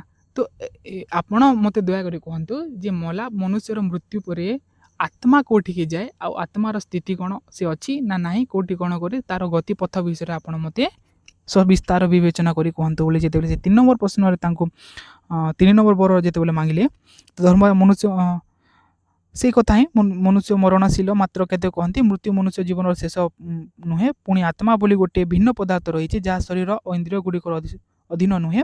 ପୁନଶ୍ଚ କେତେକ ବ୍ୟକ୍ତି ଏହି ଆତ୍ମାକୁ ସ୍ୱୀକାର ମଧ୍ୟ କରନ୍ତି ନାହିଁ। କେତେ କହନ୍ତି ଯେ ଆତ୍ମା ବିଲକୁଲ ନାହିଁ। ଫଳତଃ ଆପଣ ହିଁ ପ୍ରକୃତ ପାତ୍ର ଅଟନ୍ତି ଯିଏକି ମୋତେ କ'ଣ କରିବେ ଆତ୍ମା ସମ୍ପର୍କର ଅଧିକ ଆପଣ ମୋତେ କହିପାରିବେ। ତ ଯମରାଜ ଏହି ପ୍ରଶ୍ନ ଶୁଣିକି ସେ କ'ଣ ପ୍ରଥମେ ପିଲେ କ'ଣ ଆଚମ୍ବିତ ହୋଇଯାଆନ୍ତି। ଗୋଟେ ଛୋଟ ଛୁଆ ଆତ୍ମା ବିଷୟରେ ଜାଣିବା ପାଇଁ କାହିଁକି ମୋତେ ପ୍ରଶ୍ନ ପଚାରୁଛି ନାଇଁ କି। ତ ଏଇ ପ୍ରଶ୍ନ ଜିଜ୍ଞାସାରେ କେତେ ଦୂର ତାପରେ ସେ କ'ଣ କରିଛନ୍ତି ନା ଦେଖ ଏଇଠି ଗୋଟେ ତୁମର ଲଙ୍ଗ କୋଶ୍ଚିନ୍ଟା ସଲ୍ଭ ହେଇ ଆସୁଛି ଦେଖ। ତ ଯେତେବେଳେ ସେ ଆତ୍ମା ବିଷୟକ ପ୍ରଶ୍ନ ପଚାରିଲେ ଯେ ଆତ୍ମା କେତେ କହନ୍ତି କେଉଁମାନେ ଆତ୍ମାର ସ୍ଥିତିକୁ ମଧ୍ୟ ସ୍ୱୀକାର କରନ୍ତି ନାହିଁ। ତ ଆପଣ ହେଉଛନ୍ତି ପ୍ରକୃତ ବ୍ୟକ୍ତି ଯିଏକି ମୋତେ ଆତ୍ମାର ବିଷୟରେ କହିପାରିବେ। ତ ସେ କହିଲେ ଆରେ ଦେଖ ଏ ବିଦ୍ୟାକୁ ଗ୍ରହଣ କରିବାର ଯୋଗ୍ୟତା ତୁମ ପାଖରେ ଅଛି କି ନାହିଁ ସେଇଟା ପ୍ରଭୁରେ ଗୁରୁମାନେ ଟେଷ୍ଟ କରୁଥିଲେ। ତ ନଚିକେତାଙ୍କୁ ଏ ପ୍ରକାର ବର ଦେବା ପୂର୍ବରୁ ସେ ନଚିକେତାଙ୍କୁ ଟେଷ୍ଟ କରିଛନ୍ତି ଯେ ତୁମେ ଅଧିକାରୀ କି ନୁହଁ ଏ ବିଦ୍ୟାକୁ ଗ୍ରହଣ କରିବାର। ତ ସେ କ'ଣ କରିଛନ୍ତି ନା ତାଙ୍କୁ କେତେଟା ପ୍ରଲୋଭନ ଦେଖାଇଛନ୍ତି କି ଯମରାଜା ଯେ ଏଇ ବର ବା ନଚିକେତା ଏଇ ଯେଉଁ ଆତ୍ମା ବିଷୟରେ ନ ପଚାରିକି ତୁମେ ଆଉ କିଛି ଅଲଗା କିଛି ମାଗିଯାଅ ସେ କଥା ସେ କହୁଛନ୍ତି ନାଇଁ। ତ ସମ୍ପର୍କିତ ଜ୍ଞାନ ପ୍ରଦାନ କରିବାକୁ ଚାହେଁ ନାହିଁ ଅଥବା ନଚିକେତାଙ୍କୁ ସେ ଏସବୁ ଜ୍ଞାନ ବ୍ୟତୀତ ଆଉ କିଛି ସାଂସାରିକ ସୁଖ ପ୍ରଦାନ କରିବା ପ୍ରଲୋଭନ ଦେଖାଇଲେ। କ'ଣ ପ୍ରଲୋଭନ ଦେଉଛନ୍ତି ସିଏ ଦେଖ। ତ ଯମରାଜ କୁଆଡ଼େ ଗଲା ରେ ଯମରାଜ କହିଲେ ଆତ୍ମା ଗୋଟିଏ ସୂକ୍ଷ୍ମ ପ୍ରଲୋଭନ କହିଛନ୍ତି କି ନାଇଁ ରେ ନାଇଁ ଦେଖ ପ୍ରଲୋଭନ କ'ଣ ଦେଲେ ମୁଁ କହୁଛି ଦେଖ।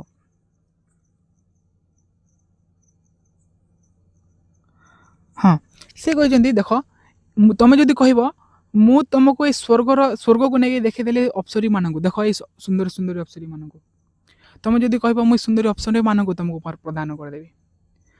ଏଇ ଦେଖ ଏଇ ସମ୍ପୂର୍ଣ୍ଣ ଶଶାଗରା ଧରା ଏଇ ସମ୍ପୂର୍ଣ୍ଣ ଯେଉଁ ପୃଥିବୀ ଅଛି ସାଗର ପର୍ଯ୍ୟନ୍ତ ପ୍ରଲମ୍ବିତ ହୋଇଥିବା ଏଇ ସମ୍ପୂର୍ଣ୍ଣ ପୃଥିବୀର ସମ୍ରାଟ ମୁଁ ତୁମକୁ କରିଦେଇପାରିବି। ଆଉ ତମେ ଯେତେ କହିବ ସେତେ ମୁଁ ତୁମକୁ ଧନ ସମ୍ପତ୍ତି ଐଶ୍ୱର୍ଯ୍ୟ ପ୍ରଦାନ କରିପାରିବି। କିନ୍ତୁ ତୁମେ ପଚାର ନାହିଁ ଯେ ମୃତ୍ୟୁ ପରେ ଆତ୍ମାର କ'ଣ ହୁଏ। ଏ ପ୍ରକାର ପ୍ରଲୋଭନ ଦେଲେ ଅପ୍ସରାମାନଙ୍କର ପ୍ରଲୋଭନ ଦେଇଛନ୍ତି ନଚିକେତାଙ୍କୁ। ଏ ସମ୍ପୂର୍ଣ୍ଣ ପୃଥିବୀର ରାଜା କରିଦେବା ପାଇଁ ପ୍ରଲୋଭନ ଦେଇଛନ୍ତି। ତା ଛଡ଼ା ସମ୍ପୂର୍ଣ୍ଣ ସୁବର୍ଣ୍ଣ ଐଶ୍ୱର୍ଯ୍ୟ ଧନ ସମ୍ପତ୍ତିର ମାଲିକ କରିବା ପାଇଁ ସେ ତାଙ୍କୁ ପ୍ରଲୋଭନ ଦେଖାଇଛନ୍ତି। କି ଏଇଟା ପ୍ରଲୋଭନ ଶୁଣିବା ପରେ ମଧ୍ୟ ସେ କହିଛନ୍ତି ନା ମୋତେ ଏସବୁ କିଛି ଦରକାର ନାହିଁ। ଆପଣ ଯଦି ଦେବା ପାଇଁ ଚାହୁଁଛନ୍ତି ତ ମୋତେ ମୋର ବର ସେ ଆତ୍ମବିଦ୍ୟା ହିଁ ମୋତେ ପ୍ରଦାନ କରନ୍ତୁ ବୋଲି ସେ ଯେତେବେଳେ ସେ ତାଙ୍କ ଜିଦ୍ରେ ଅଟଳ ରହିଛନ୍ତି ସେ ସମୟରେ ସେ କହିବା ପାଇଁ ଆରମ୍ଭ କରିଛନ୍ତି ଯମରାଜ ଯେ ଏଇଟା ହେଉଛି ବହୁତ ଗୁପ୍ତ ବିଦ୍ୟା। ଏହାକୁ ବୁଝିବା ବହୁତ କଠିନ ସମସ୍ତ ବିଦ୍ୱାନ ମାନେ ମଧ୍ୟ ଏହାକୁ ଜାଣିପାରନ୍ତି ନାହିଁ। ସେଥିପାଇଁ ତୁମେ ଏହା ପଛରେ ପଡ଼ ନାହିଁ। ବହୁତ କ୍ରିଟିକାଲ୍ କଥା ଯେତେବେଳେ ପଚାରିଲେ ତ ସେ ସମୟରେ ଇଏ ତ ହେଉଛନ୍ତି ଜିଜ୍ଞାସା ବ୍ୟକ୍ତି, ଜିଜ୍ଞାସୁ ଛାତ୍ର। ସେ ନା ନା ଆଚ୍ଛା କ୍ରିଟିକାଲ୍ ଜିନିଷ ବୁଝିବା ବହୁତ କଷ୍ଟକର, ଆଉ ଜ୍ଞାନୀମାନେ ମଧ୍ୟ ତାଙ୍କର ମତିଭ୍ରମ ହୁଏ ଆତ୍ମା ବିଷୟ ଜ୍ଞାନରେ, ତାହେଲେ ମୋତେ ସେଇ କଥା ହିଁ ଜାଣିବାର ଅଛି, ଆପଣ କୁହନ୍ତୁ। ଯେତେବେଳେ ବାରମ୍ବାର ସେ ଏପରି ଭାବରେ ସେ ତାଙ୍କୁ କହିଛନ୍ତି ନା ମୋତେ ଏଇଟା ହିଁ ଦରକାର, ଏଇଟା ହିଁ ଦରକାର, ତ ସେ ସମୟରେ ସେ ଯମରାଜା ଆତ୍ମା ବିଷୟକ ଜ୍ଞାନ ପ୍ରଦାନ କରିବା ପାଇଁ ଷ୍ଟାର୍ଟ କରିଛନ୍ତି।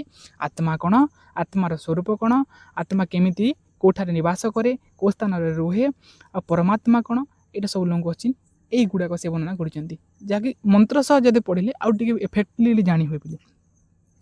ତ ଆତ୍ମା ଗୋଟିଏ, ଯମରାଜା କହିବା ଆରମ୍ଭ କଲେ କ'ଣ ନା ଆତ୍ମା ଗୋଟିଏ କ'ଣ ସୂକ୍ଷ୍ମ ଓ ଅସାଧ୍ୟ ବସ୍ତୁ, ଗୋଟେ ଏତେ ସୂକ୍ଷ୍ମରୁ ସୂକ୍ଷ୍ମ ବସ୍ତୁ, ଯେଉଁ ଏତେ ସୂକ୍ଷ୍ମ ଯେ ମନୁଷ୍ୟ କେବେ ଦେଖିପାରିବ ନାହିଁ। ତ ପ୍ରମାଣ ମିଳେ ପିଲେ ଯେ ବାଲର ଶତସହସ୍ର ଭାଗ କଲା ପରେ ଯେଉଁ ଯେତେ ପରିମାଣ ରୁହେ ଆତ୍ମାର ମଧ୍ୟ ବାଲକୁ ଯେଉଁ ଅଗ୍ରଭାଗ ଅଛି ତୁମ କେଶର ତାହାକୁ ତୁମେ 100 ଖଣ୍ଡ କରିବ, ଆଉ ସେ ଖଣ୍ଡର ଗୋଟିଏ ଖଣ୍ଡ ଯେତେ ହେବ ଆତ୍ମାର ପରିମାଣ ସେତେ ବୋଲି କୁହାଯାଏ ହେଲା। ତ ଅସାଧ୍ୟ ବସ୍ତୁ, ସାଧାରଣ ଲୋକ ତାକୁ ବୁଝିବା ସମ୍ଭବ ନୁହେଁ। ସାଧାରଣ ଲୋକ କେବେ ବି ସେ ଆତ୍ମାକୁ ବୁଝିପାରିବ ନାହିଁ। ସେଥିପାଇଁ ସେ ନଚିକେତା ଖୁବ୍ ଶୀଘ୍ର ଭଲ ଭାବରେ ଯାହା ଉପଭୋଗ କରିହେବ ସେପରି ପଦାର୍ଥ ଯାଚିଛନ୍ତି। ତ ତୁମେ ଉପଭୋଗର ପଦାର୍ଥ ଗ୍ରହଣ କର, ଏଇ କଥା ଜାଣିଲେ ତୁମେ କ'ଣ କରିବ। ଏହା ଶୁଣି ନଚିକେତା ଉତ୍ତର ଦେଇଛନ୍ତି ଯେ ହେ ଧର୍ମରାଜ, ହେ ମୃତ୍ୟୁ, କ'ଣ ମନ୍ତ୍ରରେ ଲେଖା ହେଇଛି ବୋଲେ ମୃତ୍ୟୁ, ହେ ମୃତ୍ୟୁ, ତ ଯମରାଜର ଅନ୍ୟ ନାମ ହେଉଛି ମୃତ୍ୟୁ, ଏଇଟା ସର୍ଟ କୋଶ୍ଚିନ୍ ଅଛି। ତ ଆତ୍ମା କଥା ବୁଝିବା ଖୁବ୍ କଷ୍ଟ ବୋଲି ଶୁଣି ତାହା ହିଁ ଜାଣିବା ନିମନ୍ତେ ମୋର ପ୍ରବଳ ଆଗ୍ରହ ହେଉଛି। ତ ମୁଁ ଯେତେବେଳେ ଶୁଣିଲି ଯେ ଆତ୍ମାର କଥା ବହୁତ କଷ୍ଟ ଜାଣିବା ପାଇଁ, ତାହେଲେ ମୋତେ ସେଟା ହିଁ ଜାଣିବାର ଅଛି, ଆଉ ଅଲଗା କିଛି ଜାଣିବାର ନାହିଁ। କାରଣ ଆପଣଙ୍କ ଠାରୁ ଯୋଗ୍ୟତମ ଗୁରୁ ମୁଁ ଅନ୍ୟତ୍ର ପାଇପାରିବି ନାହିଁ। ଆତ୍ମା ବିଷୟକ ଯେଉଁ ଜ୍ଞାନ ପ୍ରଦାନ କରୁଥିବା ଯେଉଁ ଯୋଗ୍ୟ ଗୁରୁ ଆପଣ ହିଁ ଅଟନ୍ତି। ଆପଣଙ୍କ ଠାରୁ ଆଉ କେହି ହୋଇପାରିବେ ନାହିଁ, ବା ମୁଁ ଆଉ କେଉଁଠାରେ ପାଇପାରିବି ନାହିଁ। କାରଣ ଯମରାଜ ହେଉଛନ୍ତି ଜନ୍ମ ଆଉ ମୃତ୍ୟୁର ଦେବତା, ନାଇଁ କି? ତେଣୁ ମୋର ଆଉ କିଛି ଦରକାର ନାହିଁ। ଆପଣ ମୋତେ ଅନ୍ୟ ସବୁ ଦେବେ ବୋଲି ଯାହା କହୁଛନ୍ତି ସେସବୁ ମୋତେ ଚିରନ୍ତନ ଲାଭ ଦେଇପାରିବ ନାହିଁ। ସେଇଟା କ୍ଷଣିକ 2 ଦିନରେ ସରିଯିବ, କିନ୍ତୁ ଚିରନ୍ତନ ସୁଖ ମଧ୍ୟ ସେ ପ୍ରାପ୍ତ କରିପାରିବ ନାହିଁ। ଯାହା ଏକମାତ୍ର ଏହି ଆତ୍ମଜ୍ଞାନ ହେଇପାରିବ, ଏହି ଏକମାତ୍ର ଯେଉଁ ଆତ୍ମଜ୍ଞାନ ରହିଲା ସେ ହିଁ ମୋତେ ଚିରନ୍ତନ ସୁଖ ପ୍ରଦାନ କରିବ। ଏ ଭୋଗବିଳାସ ଯେଉଁ ବସ୍ତୁ ରହିଲା, ରମଣୀ, ସ୍ତ୍ରୀ, ଏ ସୁନ୍ଦରୀ ସୁନ୍ଦରୀ ଅପ୍ସରା, ଧନ ସମ୍ପତ୍ତି, ଏ ରାଜ୍ୟ, ଏ ପୃଥିବୀ ମୋତେ ସମ୍ପୂର୍ଣ୍ଣ ଚିରନ୍ତନ ଆନନ୍ଦ ପ୍ରାପ୍ତ ଦେଇପାରିବ ନାହିଁ। ସେଥିପାଇଁ ଆପଣ ମୋତେ ଆତ୍ମଜ୍ଞାନ ହିଁ ଦିଅନ୍ତୁ। ନଚିକେତାଙ୍କର ଶ୍ରଦ୍ଧା ଏକାଗ୍ରତା ଦେଖି ଯମରାଜ ଅତ୍ୟନ୍ତ ତୁଷ୍ଟ ହୋଇ କହିଲେ ଯେ ହେ ଏହି ପରମ ଜ୍ଞାନର ଅଧିକାରୀ ହେବା ନିମନ୍ତେ ସେ ଅତ୍ୟନ୍ତ ଉପଯୁକ୍ତ। ତୁମେ ଟେଷ୍ଟରେ ପାସ୍ ହେଇଗଲ। ମୁଁ ଯେଉଁ ପରୀକ୍ଷା ନେଉଥିଲି ସେ ପରୀକ୍ଷାରେ ତୁମେ ପାସ୍ ହେଲ, ତୁମେ ପ୍ରବେଶିକା ପରୀକ୍ଷାରେ ପାସ୍ ହେଇଗଲ। ପିଲେ ଯେକୌଣସି ଦେଖିବ ଏଣ୍ଟ୍ରାନ୍ସ ଏକ୍ଜାମ୍ ଦେବାକୁ ପଡ଼େ, ଯେମିତି ବିଏଡ଼୍, ସିଟେଟ୍, ବିଏଡ଼୍, ସିଟି ଇତ୍ୟାଦିରେ ସିଟ୍ ପାଇବା ପାଇଁ, ନାଇଁ କି? ଶିଷ୍ୟ ହେବା ପାଇଁ, ଷ୍ଟୁଡେଣ୍ଟ ହେବା ପାଇଁ ଏଣ୍ଟ୍ରାନ୍ସ ଦେବାକୁ ପଡ଼େ ଯେ ତୁମେ ଯୋଗ୍ୟ ହଁ କି ନାହିଁ, ସେ ଯୋଗ୍ୟତା ଅଛି କି ନାହିଁ ତୁମର। ତ ଯେଉଁ ଯମରାଜା ଯେଉଁ ଟେଷ୍ଟ କରୁଥିଲେ ନଚିକେତାଙ୍କୁ ଯେ ତୁମେ ଯୋଗ୍ୟ କି ନାହିଁ ଏ ଜ୍ଞାନର, ତ ସେ ଟେଷ୍ଟରେ ସେ ପାସ୍ ହେଇଛନ୍ତି। ତ ସେ କଥା କହିଲେ ତୁମେ ହିଁ ଏ ଜ୍ଞାନ ପ୍ରାପ୍ତି କରିବାର ଅଧିକାରୀ ଅଟ। ସେ କହିଲେ ହେ ଶ୍ରଦ୍ଧେୟ ହେ ଶ୍ରେୟ କିଶୋର, ଶ୍ରେୟ ଓ ପ୍ରେୟ ନାମକ ଦୁଇଟି ବିଭିନ୍ନ ଅନୁଭୂତି ଓ ଆବେଗ ରହିଛି। ଶ୍ରେୟ ଓ ପ୍ରେୟ ନାମକ ଦୁଇଟି ରାସ୍ତା ମଧ୍ୟ ରହିଛି, ଦୁଇଟି ମାର୍ଗ ମଧ୍ୟ ରହିଛି। ଏ ଦୁଇଟି ଯାକ ବ୍ୟକ୍ତିକୁ ପ୍ରଭାବିତ କରିଥାଏ। ଗୋଟେ ହେଉଛି ଶ୍ରେୟର ମାର୍ଗ, ଗୋଟେ ହେଉଛି ପ୍ରେୟର ମାର୍ଗ। ପ୍ରଥମଟି ଯେଉଁ ବ୍ୟକ୍ତିକୁ ଯେଉଁ ଶ୍ରେୟର ମାର୍ଗ ରହିଲା, ସେ ମାର୍ଗଟି ବ୍ୟକ୍ତିକୁ କ'ଣ କରିଥାଏ, ମୁକ୍ତି ପ୍ରଦାନ କରିଥାଏ। ଏଇଟା ବି ପ୍ରଶ୍ନ ଆସେ ବୋଲି ଶ୍ରେୟ ଆଉ ପ୍ରେୟ ମାର୍ଗ ବର୍ଣ୍ଣନା କର। ମୁଁ ପ୍ରଶ୍ନ ଦେଖେଇଥିଲି ତୁମକୁ ହେଲା। ଆଉ ଦ୍ୱିତୀୟଟି କ'ଣ କରେ, ଲିପ୍ତ କରେ। ଯେଉଁ ପ୍ରେୟର ମାର୍ଗ ରହିଲା ସେ ମନୁଷ୍ୟକୁ ଭୋଗ ବିଳାସରେ ଲିପ୍ତ କରିଦେଇଥାଏ, ଆଉ ଶ୍ରେୟର ମାର୍ଗ ମନୁଷ୍ୟକୁ ବିକାଶୋନ୍ମୁଖୀ କରିଥାଏ, ମୁକ୍ତି ପଥର ଯାତ୍ରୀ କରିଦେଇଥାଏ ହେଲା। ଆଗକୁ ଅଛି ପଏଣ୍ଟ ଟୁ ପଏଣ୍ଟ ମୁଁ 3-4ଟି ପଏଣ୍ଟ ରଖିଛି, ଭିଜୁଆଲି ଚିତ୍ର ମାଧ୍ୟମରେ ଦେଖିବି ବୁଝିଯିବ ଭଲ ଭାବରେ ହେଲା। ଗୋଟିଏ ମୁଖ୍ୟ ଆଡ଼କୁ ନେଇଗଲା ବେଳେ ଯେଉଁ ଶ୍ରେୟ ମାର୍ଗ ମୁଖ୍ୟ ଆଡ଼କୁ ନେଇଗଲା ବେଳେ ଅନ୍ୟଟି ଜନ୍ମ ଆଡ଼କୁ ଟାଣି ନେଇଥାଏ। ଯେଉଁ ପ୍ରିୟ ମାର୍ଗ ଅଛି ସେଇଟା ତୁମକୁ ଜନ୍ମ ମୃତ୍ୟୁର ବନ୍ଧନରେ ପକାଇଦେବ, କିନ୍ତୁ ଶ୍ରେୟ ମାର୍ଗଟି ତୁମକୁ ମୁକ୍ତି ପଥକୁ ନେଇକି ଯିବ। ଗୋଟିଏ ପ୍ରେୟ ପଥ ଅନୁସରଣ କଲେ ତୁମେ ମନୁଷ୍ୟ ଜୀବନରେ ପରମ ଲକ୍ଷ୍ୟର ଉପଲବ୍ଧିକୁ ବହୁ ପଛରେ ଛାଡ଼ି ଚାଲିଯିବ। ଶ୍ରେୟ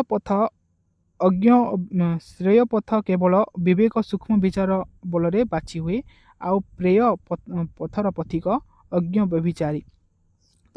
ତ ଯେଉଁ ଜ୍ଞାନୀ ବ୍ୟକ୍ତି ଥାଏ, ପ୍ରକୃତ ବ୍ୟକ୍ତି, ସେ ଶ୍ରେୟ ରାସ୍ତାରେ ଚାଲେ, ଆଉ ଯେଉଁ ପ୍ରେୟ ରାସ୍ତା ମାନେ ହେଉଛି ଭୋଗ ବିଳାସର ରାସ୍ତା। ସ୍ତ୍ରୀ, ଧନ ସମ୍ପତ୍ତି, ଏସବୁରେ ଯେଉଁମାନେ ଭୋଗ ବିଳାସରେ ଲିପ୍ତ ଥାନ୍ତି ସେଇଟା ହେଉଛି ପ୍ରିୟର ମାର୍ଗ, ସେଇଟା ଅବିଦ୍ୟା ବ୍ୟଭିଚାରୀ ବ୍ୟକ୍ତି ହେଲା। ବିଦ୍ୟା କ୍ଷେତ୍ର ଶ୍ରେୟ ପଥକୁ କରେ, ଯେଉଁ ଶ୍ରେୟ ପଥକୁ ବିଦ୍ୟା କ'ଣ କରିଥାଏ, ଆଲୋକିତ କରିଦେଇଥାଏ, ଆଉ ଅବିଦ୍ୟା ଯେଉଁ ରହିଲା ପ୍ରିୟ ପଥକୁ ଅନ୍ଧକାରମୟ କରିଦେଇଥାଏ ହେଲା। ତେଣୁ ଯେଉଁମାନେ ଶ୍ରେୟ ପଥର ସନ୍ଧାନ କରନ୍ତି ସେମାନେ ସ୍ୱଭାବତଃ ସ୍ୱଳ୍ପ ସଂଖ୍ୟକ। ତ ସେଥିପାଇଁ ସମସ୍ତେ ତ ଭୋଗ ବିଳାସରେ ଲିପ୍ତ ଥାନ୍ତି, ସମସ୍ତେ ପ୍ରିୟ ମାର୍ଗର ପଥିକ ଅଟନ୍ତି ବୋଲି ସେ ଶ୍ରେୟ ମାର୍ଗର ବା ସେ ମୁଖ୍ୟ ମାର୍ଗର ପଥିକ ବହୁତ ଅଳ୍ପଜ୍ଞ ବୋଲି ଯମରାଜ କହୁଛନ୍ତି ନଚିକେତାଙ୍କୁ। ଯମ କହୁଛନ୍ତି ଆତ୍ମାର ବିକ୍ଷୋଭ ନାହିଁ। ତାପରେ ଆତ୍ମାର ସ୍ୱରୂପ ସେ ବର୍ଣ୍ଣନା କଲେ। ତ ପ୍ରଶ୍ନର ଉତ୍ତର ଦେଇଛନ୍ତି ପିଲେ ଦେଖ ଯେ ଆତ୍ମାର ସ୍ୱରୂପ କାଣା। ଆତ୍ମା ନ ପ୍ରବଚନେ ନ ଲଭ୍ୟ। ତାଙ୍କୁ ତୁମେ ପ୍ରବଚନ ଦ୍ୱାରା ଲାଭ କରିପାରିବ ନାହିଁ। କିଏ ତୁମକୁ କହିପାରିବ ନାହିଁ ଯେ କଥାରେ କଥାରେ ଯେ ଆତ୍ମା ଏପରି ବୋଲିକି ହେଲା। ତାକୁ ଅନୁଭୂତି କରାଯାଏ, ଅନୁଭବ କରାଯାଇ ପାରିଥାଏ। ମନୁଷ୍ୟ ଯଦି ଚାହିଁବ ନିଜ ଅନ୍ତର ମନରେ ହିଁ ଆତ୍ମାର ଅନୁଭୂତି ପ୍ରାପ୍ତ କରିପାରିବ। ସେ କିଏ ଯଦି କହିବ ଯେ ଆତ୍ମା ଦେଖିବା ପାଇଁ ଏମିତି ଧଳା ଧଳା କଲର୍ର ଜ୍ୟୋତି ବାହାରୁଥାଏ ଆଉ ଆକାଶରେ ଏମିତି ଉଡ଼ୁଥାଏ, ସେଇଟା କିଏ କହିପାରିବେ ନାହିଁ। ଏହା ପ୍ରବଚନ ଲଭ୍ୟ। ପ୍ରବଚନ ଦ୍ୱାରା ଏହି ଆତ୍ମାକୁ କେବେ ଲାଭ କରାଯାଇ ପାରିଥାଏ ନାହିଁ। ଏ ଅନୁଭୂତିର ବିଷୟ ଏଇଟା ହେଲା। ଦେଖ ଗୁପ୍ତ ଜ୍ଞାନ ବ୍ରହ୍ମ ଜ୍ଞାନ ମୁଁ ବି କହୁଛି, ତ ଟିକେ ବୁଝିବା ପାଇଁ କଷ୍ଟକର ହେଇପାରେ, କିନ୍ତୁ ତୁମର ନୌକାକୁ ପାର କରିଦେବ ହେଲା। ତ ଆତ୍ମାର ବିକ୍ଷୋଭ ନାହିଁ। ଆଉ ଏ ଆତ୍ମା କେଉଁଠି ନିବାସ କରେ?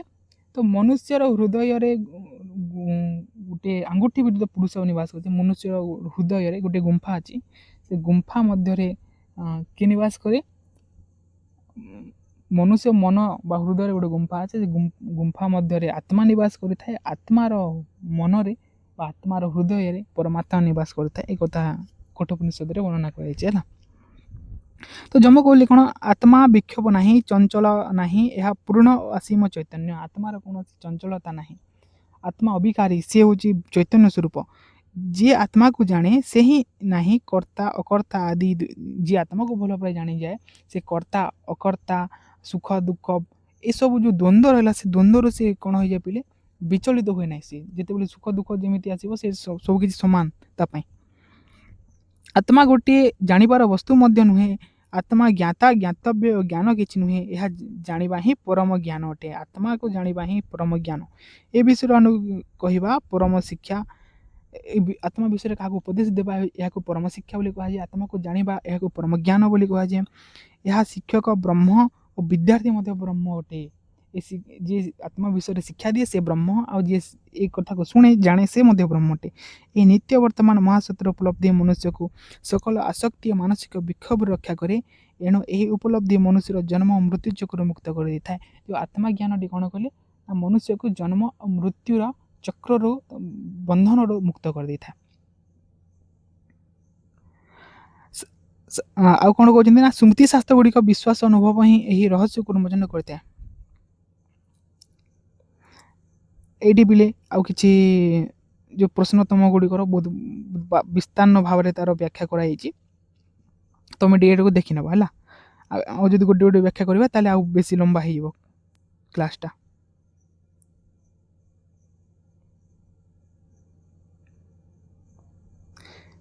ହେଲା ଏଇଠି ଗୋଟେ ଦେଖ ପିଲେ, ଧୂମକୁଣ୍ଡଳୀ ଦ୍ୱାରା ଆଚ୍ଛାଦିତ ଆଲୋକ ରେଖା ପରି ଅଙ୍ଗୁଷ୍ଟ ମାତ୍ର ପୁରୁଷ ସର୍ବଦା ଦୀପ୍ତିମନ୍ତ ହୋଇଥାନ୍ତି। ଯେମିତି ଧୂମକୁଣ୍ଡଳୀରେ ଯେମିତି ଗୋଟେ ଦୀପଶିଖା ଜଳୁଥାଏ, ଠିକ୍ ସେହିପରି ଆଙ୍ଗୁଷ୍ଟ ମାତ୍ର ପୁରୁଷ ସର୍ବଦା ଦୀପ୍ତିମନ୍ତ। ପୁରୁଷ ମାନେ ଆତ୍ମା, ଆଙ୍ଗୁଷ୍ଟ ପରିମାଣର ଆତ୍ମା ସବୁବେଳେ ଦୀପ୍ତିଯୁକ୍ତ ହୋଇଥାଏ ଅନ୍ଧକାରମୟ ପରିବେଶରେ, ଅନ୍ଧକାରରେ ହେଲା। ଯେମିତି ଧୂମକୁଣ୍ଡଳୀ ଦ୍ୱାରା ଗୋଟେ ଦୀପଶିଖା ଜଳୁଥାଏ, ସେମିତି ମନୁଷ୍ୟରେ ଶରୀରରେ ବିଦ୍ୟମାନ ଥିବା ସେ ଅନ୍ଧକାରମୟ ସ୍ଥାନରେ ଗୋଟେ ଆତ୍ମା ସେମିତି ଗୋଟେ ଆଙ୍ଗୁଷ୍ଟ ପରିମାଣରେ ଉଜ୍ଜ୍ୱଳିତ ହୋଇଥାଏ ବୋଲି କୁହାଯାଇଛି ହେଲା। ଏଇଟା ଆତ୍ମାର ସ୍ୱରୂପ। ପର୍ବତ ଶିଖରରେ ପତିତ ଜଳକଣା ଯେପରି ସତରା ବିରକ୍ତ ହୋଇ ତଳକୁ ଗଡ଼ି ଆସେ, ସେହିପରି ବହୁ ଅନେକ ଅନୁଭବ କରୁଥିବା ଜୀବ ବହୁ ଅନେକ ବିଭକ୍ତ ହୋଇ ନିମ୍ନଗାମୀ ହୁଏ। ଗୋଟେ ଆତ୍ମା ବିଭିନ୍ନ ପ୍ରକାର ରୂପ ଧାରଣ କରିଥାଏ। ରୂପମ୍ ପ୍ରତିରୂପମ୍ ବଭୂବ ବୋଲି ଯାହାକୁ କୁହାଗଲା ମନ୍ତ୍ରରେ ହେଲା, କଠୋପନିଷଦର ମନ୍ତ୍ରରେ। ଏଇଟା ସବୁ ପଢ଼ି ନେବା ପିଲେ, ଭଲ ବହୁତ ବଢ଼ିଆ ବ୍ୟାଖ୍ୟା କରିଦିଆଯାଇଛି ହେଲା। ତ ମୁଖ୍ୟ ଜିନିଷ ଏଇଟା କ'ଣ କ'ଣ ଅଛି, ଆମେ ତାର ଯେଉଁ ପଏଣ୍ଟଟା ମୁଁ କାଢ଼ିକି ତୁମକୁ କହୁଛି, ଯେଉଁ ଯେଉଁଟା ତୁମର ହେଲ୍ପ ହେବ। କିନ୍ତୁ ଯାହା ଯାହା ମୁଁ କହିଲି ଆଉ ଭିତରେ ଆଉ ବ୍ରହ୍ମର ସ୍ୱରୂପ ଅଛି, ସେଇଟାକୁ ବର୍ଣ୍ଣନା କରାଯାଇଛି। ଆତ୍ମାର ଆଉ ବଢ଼ିଆ ଭାବରେ ବର୍ଣ୍ଣନା କରାଯାଇଛି। ପଢ଼ିଦେବ ତାହାକୁ ଟିକେ ଭଲ ଭାବରେ। ତ तो यमराजଙ୍କ ତିନୋଟି ବର କ'ଣ ପିଲେ ଯେଉଁଟା ଆମେ ପଢ଼ିଲେ ଆଉ ଟିକେ ଦେଖିଦିଅ। ତ 3 ଦିନର ପ୍ରତୀକ୍ଷା ବଳରେ ନିଷ୍ଠା ଦେଖି ଯମରାଜ ପ୍ରସନ୍ନ ହେଲେ ଏବଂ ନଚିକେତାଙ୍କୁ ତିନୋଟି ବର ମାଗିବାକୁ କହିଲେ। ପ୍ରଥମ ବର ପିତୃ ସନ୍ତୋଷ। ତାଙ୍କର ଯେଉଁ ଯେତେବେଳେ ମାଗିଲେ କ'ଣ ନା ନଚିକେତା ମାଗିଲେ ଯେ ଯେତେବେଳେ ଘରକୁ ସେ ଫେରିବେ ଯମପୁରରୁ ତାଙ୍କ ପିତା କ୍ରୋଧ ପରିତ୍ୟାଗ ଯେପରି ଶାନ୍ତ ହୋଇଯିବ ଆଉ ସେ ତାଙ୍କୁ କ'ଣ କରିବେ ଆନନ୍ଦର ସହିତ ଗ୍ରହଣ କରିବେ ସ୍ୱୀକାର କରିବେ। ଛୋଟ ଛୁଆ ନା ସେ ଡରୁଛି ଯେ ମୋ ପିତା ପୁଣି ରାଗିବେ ମୋତେ ଗଲା ପରେ ନାଇଁ କି। ତ ସେ ବର ହିଁ ମାଗି ଦେଇଛନ୍ତି ଯେ ମୁଁ ଯେତେବେଳେ ଯିବି ମୋ ପିତା ମୋତେ ରାଗିବେ ନାହିଁ ଆଉ ମୋତେ ଆନନ୍ଦର ସହିତ ଗ୍ରହଣ କରିବେ, ଯେହେତୁ ସେ ରାଗିକି ହିଁ ତାଙ୍କୁ ଦାନ କରିଦେଇଛନ୍ତି ନା ମୃତ୍ୟୁକୁ। ତ ଦ୍ୱିତୀୟ ବରରେ ସେ କ'ଣ ମାଗିଲେ ନା ପିଲେ ଅଗ୍ନିବିଦ୍ୟା। ତ ସ୍ୱର୍ଗ ପ୍ରାପ୍ତି କରାଇବା ଭଳି ବିଶେଷ ଅଗ୍ନିବିଦ୍ୟାର ଜ୍ଞାନ ଯମରାଜ ଏହି ଜ୍ଞାନ ଦେଇଲେ ଏବଂ ପ୍ରସନ୍ନ ହୋଇ ସେ ଅଗ୍ନିର ନାମ ନଚିକେତାଗ୍ନି ରଖିଲେ। ତ ଅଗ୍ନିର ଅନ୍ୟ ନାମ କ'ଣ ଯେତେବେଳେ ପ୍ରଶ୍ନ ଆସିବ ଲେଖିବ ନଚିକେତାଗ୍ନି। ତ ସେ ଅଗ୍ନିବିଦ୍ୟା ମାଗିଛନ୍ତି ଏ ସ୍ୱର୍ଗକୁ ଯେଉଁ ସ୍ୱର୍ଗରେ ମୃତ୍ୟୁ ନାହିଁ, ଜନ୍ମ ନାହିଁ, ବୃଦ୍ଧତ୍ୱ ନାହିଁ, ରୋଗ ନାହିଁ, ବ୍ୟାଧି ନାହିଁ, ସବୁବେଳେ ନିରାନନ୍ଦମୟ ଅଛି, ସେଇ ସ୍ୱର୍ଗ ଲୋକକୁ କେମିତି ପ୍ରାପ୍ତ କରିହେବ ତାର ବିଧି ମଧ୍ୟ କୁହନ୍ତୁ। ତ ସେ ଅଗ୍ନିବିଦ୍ୟା ସେ କହିଥିଲେ ହେଲା। 3 ନମ୍ବର ବର ମାଗିଥିଲେ ଆତ୍ମଜ୍ଞାନ। କିଏ କହନ୍ତି ମଲା ପରେ ଆତ୍ମାର ସ୍ଥିତି ଅଛି, କିଏ କହନ୍ତି ମଲା ପରେ ଆତ୍ମାର ସ୍ଥିତି ନାହିଁ, ଆଉ କେତେ ଜଣ ଆତ୍ମାର ସ୍ଥିତିକୁ ସ୍ୱୀକାର କରନ୍ତି ନାହିଁ, କେତେ କହନ୍ତି ଯେ ଆତ୍ମା ଅଛି। ଏସବୁ ଟୋଟାଲ ଯେଉଁ ଝଞ୍ଝଟ ଅଛି ଆପଣ ମୋତେ ବୁଝେଇ କୁହନ୍ତୁ ଯେ ମଲା ପରେ ଆତ୍ମା ଆକ୍ଚୁଆଲି ପ୍ରକୃତିରେ କ'ଣ ହୋଇଥାଏ। ତ ଏଇ ଯେଉଁ ତୃତୀୟ ନମ୍ବର ସେ କହିଛନ୍ତି ଆତ୍ମା ରହସ୍ୟ ସେ ଦେଇଛନ୍ତି ହେଲା। ଏଇଟା ଥିଲା 3ଟି ବର। ଏଇଟା ହିଁ ଗୋଟେ ଲଙ୍ଗ କୋଶ୍ଚିନ୍ ତୁମର ଆସିବ, ତାର ଆନ୍ସର୍ ଲେଖିବ। ଏଇଟା ଟିକେ ଦେଖାଯାଉଛି, ମୁଁ ଯାହା କହିଲି ଆଉ ଯେଉଁଟା ମୁଁ ସ୍ଲାଇଡ଼୍ରେ ଟାଇପିଂ କରିଛି ସେଗୁଡ଼ିକ ତୁମେ ଭଲ ଭାବରେ ପଢ଼ି ନେବ। ଆଉ ଗୋଟେ ବେଲେ ଯେଉଁ ଆମେ ଆଲୋଚନା କରିଥିଲେ ଶ୍ରେୟ ଆଉ ପ୍ରେୟ ମାର୍ଗ, ଏଥିରେ ନାଚିକତାଙ୍କୁ ସେ ପରୀକ୍ଷା କରିଛନ୍ତି ଯମରାଜ ନା ଯେ ତୁମେ ପ୍ରକୃତରେ ଏ ଜ୍ଞାନକୁ ଗ୍ରହଣ କରିବାର ଯୋଗ୍ୟ କି ନାହିଁ। ତ ସେ ଶ୍ରେୟ ଓ ପ୍ରିୟ ମାର୍ଗ କଥା କହିଛନ୍ତି ସେ। ତ ଯମରାଜ ପ୍ରଥମେ ନଚିକେତାଙ୍କୁ ଆତ୍ମଜ୍ଞାନ ବଦଳରେ ସାଂସାରିକ ସୁଖ, ଧନ ସମ୍ପଦ, ଅପ୍ସରା ଓ ଦୀର୍ଘାୟୁ ଲାଭ ଦେଖାଇଲେ ନାଇଁ କି। ତ ସେ କ'ଣ ଲୋଭ ଦେଖାଇଲେ ନା ଗୋଟେ ହେଉଛି ସାଂସାରିକ ସୁଖ, ମୁଁ ତୁମକୁ କ'ଣ କରିବି ନାହିଁ ଶଶାଗରା ଧରା ସମ୍ପୂର୍ଣ୍ଣ ପୃଥିବୀର ମୁଁ ତୁମକୁ ରାଜା କରିଦେଇପାରିବି, ଏଇଟା ମାଗ ନାହିଁ। ଏଇଟା ପଚାର ନାହିଁ ଯେ ମଲା ପରେ ଆତ୍ମାର କ'ଣ ହୁଏ। ତୁମକୁ ଯଦି ଚାହୁଁଛ ତାହେଲେ ଅନ୍ୟ କିଛି ବର ମାଗ, ତୁମେ ଯଦି ଚାହୁଁଛ ମୁଁ ସମ୍ପୂର୍ଣ୍ଣ ପୃଥିବୀର ତା ବଦଳରେ କ'ଣ କରିବି ନା ରାଜା କରିଦେଇପାରିବି। ଧନ ସମ୍ପଦା ଅକ୍ଷୟ ଧନ ସମ୍ପତ୍ତି ମୁଁ ତୁମକୁ ଦାନ କରିପାରିବି। ଅପ୍ସରା ଏଇ ଯେଉଁ ଦିବ୍ୟ ଦିବ୍ୟ ସୁନ୍ଦରୀ ଅପ୍ସରା ଗୁଡ଼ିକ ଦେଖୁଛ ମୁଁ ସେମାନଙ୍କୁ ମଧ୍ୟ ତୁମକୁ ଦେଇପାରିବି। ଆଉ ଦୀର୍ଘାୟୁ ଲାଭ ଆଉ ତୁମେ ଯେତେ ଦିନ ଚାହୁଁଛ ଏଇ ପୃଥିବୀରେ ସେତେ ଦିନ ପର୍ଯ୍ୟନ୍ତ ବଞ୍ଚିପାରିବ। ଇଚ୍ଛା ମୃତ୍ୟୁର ବରଦାନ ମୁଁ ତୁମକୁ ଦେଇଦେବି। କିନ୍ତୁ ସେ ନଚିକେତା ତୁମେ ପଚାର ନାହିଁ ଯେ ମଲା ପରେ ଆତ୍ମାର କ'ଣ ହୁଏ। ଏତେ ସବୁ ପ୍ରଲୋଭନ ଦେଇଛନ୍ତି ସେ ଯମରାଜ ନଚିକେତାଙ୍କୁ, କିନ୍ତୁ ନଚିକେତା କ'ଣ କରୁଛନ୍ତି ନା ନିଜ ଜିତରେ ଅଟଳ ରହିଛନ୍ତି। ତ ସେଠି ଏହା ଦେଖି ଯମରାଜ କ'ଣ କଲେ ନା ନଚିକେତାଙ୍କୁ 2ଟି ମାର୍ଗ କଥା କହିଲେ। ମାର୍ଗ ମାନେ ହେଉଛି ରାସ୍ତା ପିଲେ, ଗୋଟେ ହେଉଛି ଶ୍ରେୟର ରାସ୍ତା ଆଉ ଗୋଟେ ହେଉଛି ପ୍ରିୟର ରାସ୍ତା। ତ ପ୍ରଥମେ ପ୍ରିୟର ରାସ୍ତା କ'ଣ ନା ଯାହା ଦେଖିବାକୁ ପ୍ରିୟ, ଯାହାକୁ ଦେଖିଲେ ବହୁତ ସୁନ୍ଦର ଲାଗେ ହେଲା, ସୁଖଦାୟକ ଲାଗେ, ଭଲ ଲାଗେ ଆଉ ବିଳାସ ଭୋଗ କରିଥାଏ। ମନୁଷ୍ୟ କାମିନୀ କାଞ୍ଚନରେ ରମଣ କରିଥାଏ, ଭୋଗ ବିଳାସରେ ଲିପ୍ତ ହୋଇଯାଇଥାଏ, ଶେଷରେ ପତନ ଆଡ଼କୁ ନିଏ। ଆଉ ଅଜ୍ଞାନୀ ଲୋକ ଏହାକୁ ବାଛନ୍ତି, ମୂର୍ଖ ବ୍ୟକ୍ତିମାନେ ଏଇ ରାସ୍ତାକୁ ବାଛନ୍ତି, ଭୋଗ ବିଳାସର ରାସ୍ତାକୁ। ଧନ ସମ୍ପତ୍ତି କାମିନୀ କାଞ୍ଚନର ମାୟାରେ ସେମାନେ ସବୁବେଳେ ଘାଣ୍ଟି ହୁଅନ୍ତି। ଆଉ ଏହା ଦେଖିବା ପାଇଁ ବହୁତ ସୁନ୍ଦର ଲାଗିଥାଏ, ସୁବର୍ଣ୍ଣର ପାହାଚ ତୁଲ୍ୟ ଲାଗିଥାଏ ବିଲେ। ତ ତୁମେ ଜାଣିଥିବ ବିଲେ 2ଟା ରାସ୍ତା ଦେଖିଥାଅ, ଯେଉଁ ରାସ୍ତାରେ କଣ୍ଟା ଥାଏ ସେଇଟା ବହୁତ କଠିନ ଥାଏ ବିଲେ, କିନ୍ତୁ ମନୁଷ୍ୟମାନେ ସବୁବେଳେ ଫୁଲର ରାସ୍ତା ବାଛନ୍ତି, କଣ୍ଟାର ରାସ୍ତାରେ କିଏ ଚାଲେ ନାହିଁ। ଏ ପ୍ରିୟ ମାର୍ଗ ହେଉଛି ଗୋଟେ ଫୁଲର ରାସ୍ତା, ପୁଷ୍ପର ରାସ୍ତା, ଏଇଠିରେ ସମସ୍ତେ ଚାଲିବା ପାଇଁ ପ୍ରଚେଷ୍ଟା କରନ୍ତି ଅଜ୍ଞାନୀ ବ୍ୟକ୍ତିମାନେ। କିନ୍ତୁ ଯେଉଁମାନେ ଜ୍ଞାନୀ ବ୍ୟକ୍ତିମାନେ ଥାନ୍ତି ସେମାନେ ସବୁବେଳେ କଣ୍ଟାର ଦୁଃଖର ରାସ୍ତାରେ ଚାଲିବା ପାଇଁ ପ୍ରଚେଷ୍ଟା କରନ୍ତି, କାରଣ ସେଇଟା ହେଉଛି ଶ୍ରେଷ୍ଠ ମାର୍ଗ। ତ ଶ୍ରେୟ ମାର୍ଗ କ'ଣ ନା ଯାହା ଆତ୍ମକଲ୍ୟାଣ କରେ, ଆଧ୍ୟାତ୍ମିକ ମାର୍ଗ ଅଟେ, ଯାହା ମନୁଷ୍ୟକୁ ମୁକ୍ତି ପଥକୁ ନେଇଯାଏ। କେବଳ ବିବେକୀ ଓ ଜ୍ଞାନୀ ଲୋକ ଏହାକୁ ବାଛନ୍ତି, ଯେଉଁମାନେ ପ୍ରକୃତରେ ଜ୍ଞାନୀ ସେମାନେ ହିଁ ଶ୍ରେୟ ମାର୍ଗକୁ ବାଛିଥାନ୍ତି। ନଚିକେତା ଶ୍ରେୟ ମାର୍ଗକୁ ବାଛିଥିଲେ। ତୁମେ ଯେହେତୁ ଜ୍ଞାନ ପ୍ରାପ୍ତି ପାଇଁ ପ୍ରଚେଷ୍ଟା କଲ, ବ୍ରହ୍ମବିଦ୍ୟା ଆତ୍ମଜ୍ଞାନ ଆତ୍ମବିଦ୍ୟା ପାଇଁ, ତ ତୁମେ ନିଶ୍ଚିତ ଭାବରେ ତୁମେ ଶ୍ରେୟ ମାର୍ଗର ପଥିକ, ତୁମେ ଶ୍ରେୟ ମାର୍ଗକୁ ବାଛିଛ। କିନ୍ତୁ ମୂର୍ଖମାନେ ସବୁବେଳେ ପ୍ରିୟ ମାର୍ଗକୁ ହିଁ ବାଛନ୍ତି ବୋଲିକି ସେ କହିଛନ୍ତି କି ଯମରାଜ। ତାହେଲେ ଦେଖିବା ସେ ମାର୍ଗ କେମିତି। ଦେଖ ପିଲେ ପ୍ରିୟ ମାର୍ଗ ସବୁବେଳେ ଭୋଗ ବିଳାସର ମାର୍ଗ, ଯାହାକୁ ପ୍ରିୟ ମାର୍ଗ ବୋଲି କୁହାଯାଏ। ଏଇ ମାର୍ଗର ସିଡ଼ି ଗୁଡ଼ିକ ଦେଖ ପିଲେ ସବୁବେଳେ ସୁବର୍ଣ୍ଣରେ ନିର୍ମିତ ହୋଇଛି, ତୁମକୁ ଆକୃଷ୍ଟ କରିବ, ମୃଗ ତୃଷ୍ଣା ଜନ୍ମ କରିବ ତୁମ ମନରେ ହେଲା, ସୁବର୍ଣ୍ଣର ସିଡ଼ି। ଆଉ ପ୍ରିୟ ମାର୍ଗ ଶ୍ରେୟ ମାର୍ଗ ପିଲେ ଦେଖ ପଥରର ସିଡ଼ି, ଏଇ ମାର୍ଗରେ ଟିକେ କଷ୍ଟ ଚାଲିବା ହେଲା। ତ ଆଉ କ'ଣ ନା ଶ୍ରେୟ ମାର୍ଗ ପ୍ରିୟ ମାର୍ଗରେ କ'ଣ ଅଛି ନା ଧନ ସମ୍ପତ୍ତି, କାମିନୀ କାଞ୍ଚନ, ଦେଖ କାମିନୀ କିନ୍ତୁ ଏ ମାର୍ଗରେ ଏ ପ୍ରେୟ ମାର୍ଗରେ ଯିଏ ଏଇ ଧନ ସମ୍ପତ୍ତିର ପଛରେ ପଡ଼େ, ଐଶ୍ୱର୍ଯ୍ୟର ପଛରେ ପଡ଼େ, ଆଉ ଏ କାମିନୀ କାଞ୍ଚନ ସ୍ତ୍ରୀ ଝିଅମାନଙ୍କ ପଛରେ ଯେଉଁ ଉପଭୋଗ ରହିଲା ତା ପଛରେ ପଡ଼ିଥାଏ, এই ସୁବର୍ଣ୍ଣର ସିଡ଼ିରେ ଚାଲି ଚାଲି ଯେଉଁ ଅଜ୍ଞାନୀ ବ୍ୟକ୍ତିଟା କ'ଣ କରିଥାଏ ନା ଏଇ ଜନ୍ମ ଆଉ ମୃତ୍ୟୁର ଚକ୍ରରେ ପଡ଼ିଥାଏ ସବୁବେଳେ ବୋଲି। ଜନ୍ମ ହୁଏ ମରିଯାଏ, ଜନ୍ମ ହୁଏ ମରିଯାଏ, ପୁଣି ଜନ୍ମ ହୁଏ ପୁଣି ମରିଯାଏ। ଆଉ ଏଇ ଯେଉଁ ସୁବର୍ଣ୍ଣର ସିଡ଼ି ବା ପ୍ରେୟର ମାର୍ଗ ରହିଲା, ଏହାକୁ ସବୁବେଳେ ଅଜ୍ଞାନୀ ବ୍ୟକ୍ତି, ମୂର୍ଖ ବ୍ୟକ୍ତିମାନେ ହିଁ ବାଛିଥାନ୍ତି ଆଉ ଯାଇକି ଜନ୍ମ ଆଉ ମୃତ୍ୟୁର ଚକ୍ରରେ ପଡ଼ିଥାନ୍ତି। ପୁନରପି ଜନନମ୍ ପୁନରପି ମରଣମ୍ ପୁନରପି ଜନନୀ ଜଠାରେ ଶୟନମ୍। ମରିବେ, ଜନ୍ମ ହେବେ, ମରିବେ, ଜନ୍ମ ହେବେ। ଭଜ ଗୋବିନ୍ଦମ ଭଜ ଗୋବିନ୍ଦମ ମୂଢ଼ ମତେ ବୋଲି ଶଙ୍କରାଚାର୍ଯ୍ୟ ଯାହାକୁ କହିଲେ, ନାଇଁ କି? ଚକ୍ରବତ୍ ପ୍ରବର୍ତ୍ତନ୍ତେ, ଜନ୍ମ ମୃତ୍ୟୁ ଜନ୍ମ ମୃତ୍ୟୁ। ଆଉ ଯେଉଁ ଶ୍ରେୟର ମାର୍ଗ ରହିଲା, ଏ ମାର୍ଗରେ ପିଲେ ଏଇଟା ପ୍ରସ୍ତର ନିର୍ମିତ ମାର୍ଗ, କଣ୍ଟା ନିର୍ମିତ ମାର୍ଗ। ଏ ମାର୍ଗରେ ଚାଲିବା ବହୁତ କଷ୍ଟକର। ଏଇଥିରେ ତୁମକୁ କିଛି ପ୍ରାପ୍ତି ହେବ ନାହିଁ। ଏଇଥିରେ ଯିଏ ଚାଲିବ ସେ ବୈରାଗ୍ୟ ମାର୍ଗ, ଏ ସମସ୍ତେ ବୈରାଗ୍ୟ। କିନ୍ତୁ ଏ ମାର୍ଗଟା ତୁମକୁ କେଉଁଠିକି ନେଇକି ଯିବ? ଭୋଗ ବିଳାସ ମାର୍ଗକୁ ଦୂରେଇକି ଏଇ ତୁମକୁ ମୁକ୍ତି ପଥର ପଥିକ କରିଦେବ। ଆଉ ଲାଷ୍ଟରେ ସେ ବ୍ରହ୍ମ, ସେ ଓମକାର ବ୍ରହ୍ମ ପାଖରେ ପହଞ୍ଚିଦେବ। ତ ଯେଉଁ ବ୍ରହ୍ମର ବିବେଚନା କଲି କଠୋପନିଷଦରେ, ସେ ବ୍ରହ୍ମର କ'ଣ କହିଛନ୍ତି? ଅକ୍ଷର ବ୍ରହ୍ମ। ସେ ବ୍ରହ୍ମ କେମିତି? ଅକ୍ଷର ରୂପୀ ବ୍ରହ୍ମ ଅଟନ୍ତି, ଯାହାକୁ ଅକ୍ଷରରେ ଓମକାର ସଦୃଶ ବୋଲି ଓ ଉ ମ ଯାହାକୁ କୁହାଯାଏ। ଓମକାର ବିନ୍ଦୁ ସଂଯୁକ୍ତମ୍ ନିତ୍ୟ ଧାୟନ୍ତି ଯୋଗିନଃ କାମଦମ୍ ମୁଖ୍ୟଦମ୍ ଚୈବ ଓମକାରାୟ ନମୋ ନମଃ। ତ ସେ ଯେତେବେଳେ ସେ ଏଇ ମାର୍ଗରେ ଯିଏ ଯାଆନ୍ତି, ଶ୍ରେୟ ମାର୍ଗରେ, ସେ ମୁକ୍ତିର ପଥିକ, ଆଉ ସେ ଯାଇକି ତାଙ୍କର ଜନ୍ମ ମୃତ୍ୟୁର ବନ୍ଧନରୁ ମୁକ୍ତ ହୋଇକି ସେ ସାକ୍ଷାତ ପରମ ବ୍ରହ୍ମକୁ ହିଁ ପ୍ରାପ୍ତ କରନ୍ତି ବୋଲି କୁହାଗଲେ। ଏ ଦୁଇଟି ମାର୍ଗ, ଏଇ ମାର୍ଗକୁ କେଉଁମାନେ ବାଛନ୍ତି? ଯେଉଁମାନେ ଜ୍ଞାନୀ ଅଟନ୍ତି। ଆଉ ଏ ମାର୍ଗକୁ କିଏ ବାଛନ୍ତି? ଯେଉଁମାନେ ଅଜ୍ଞାନୀ ଅଟନ୍ତି। এইটা ହେଉଛି ଦୁଇଟା ଶ୍ରେୟ ଓ ପ୍ରେୟର ମାର୍ଗ ପିଲେ।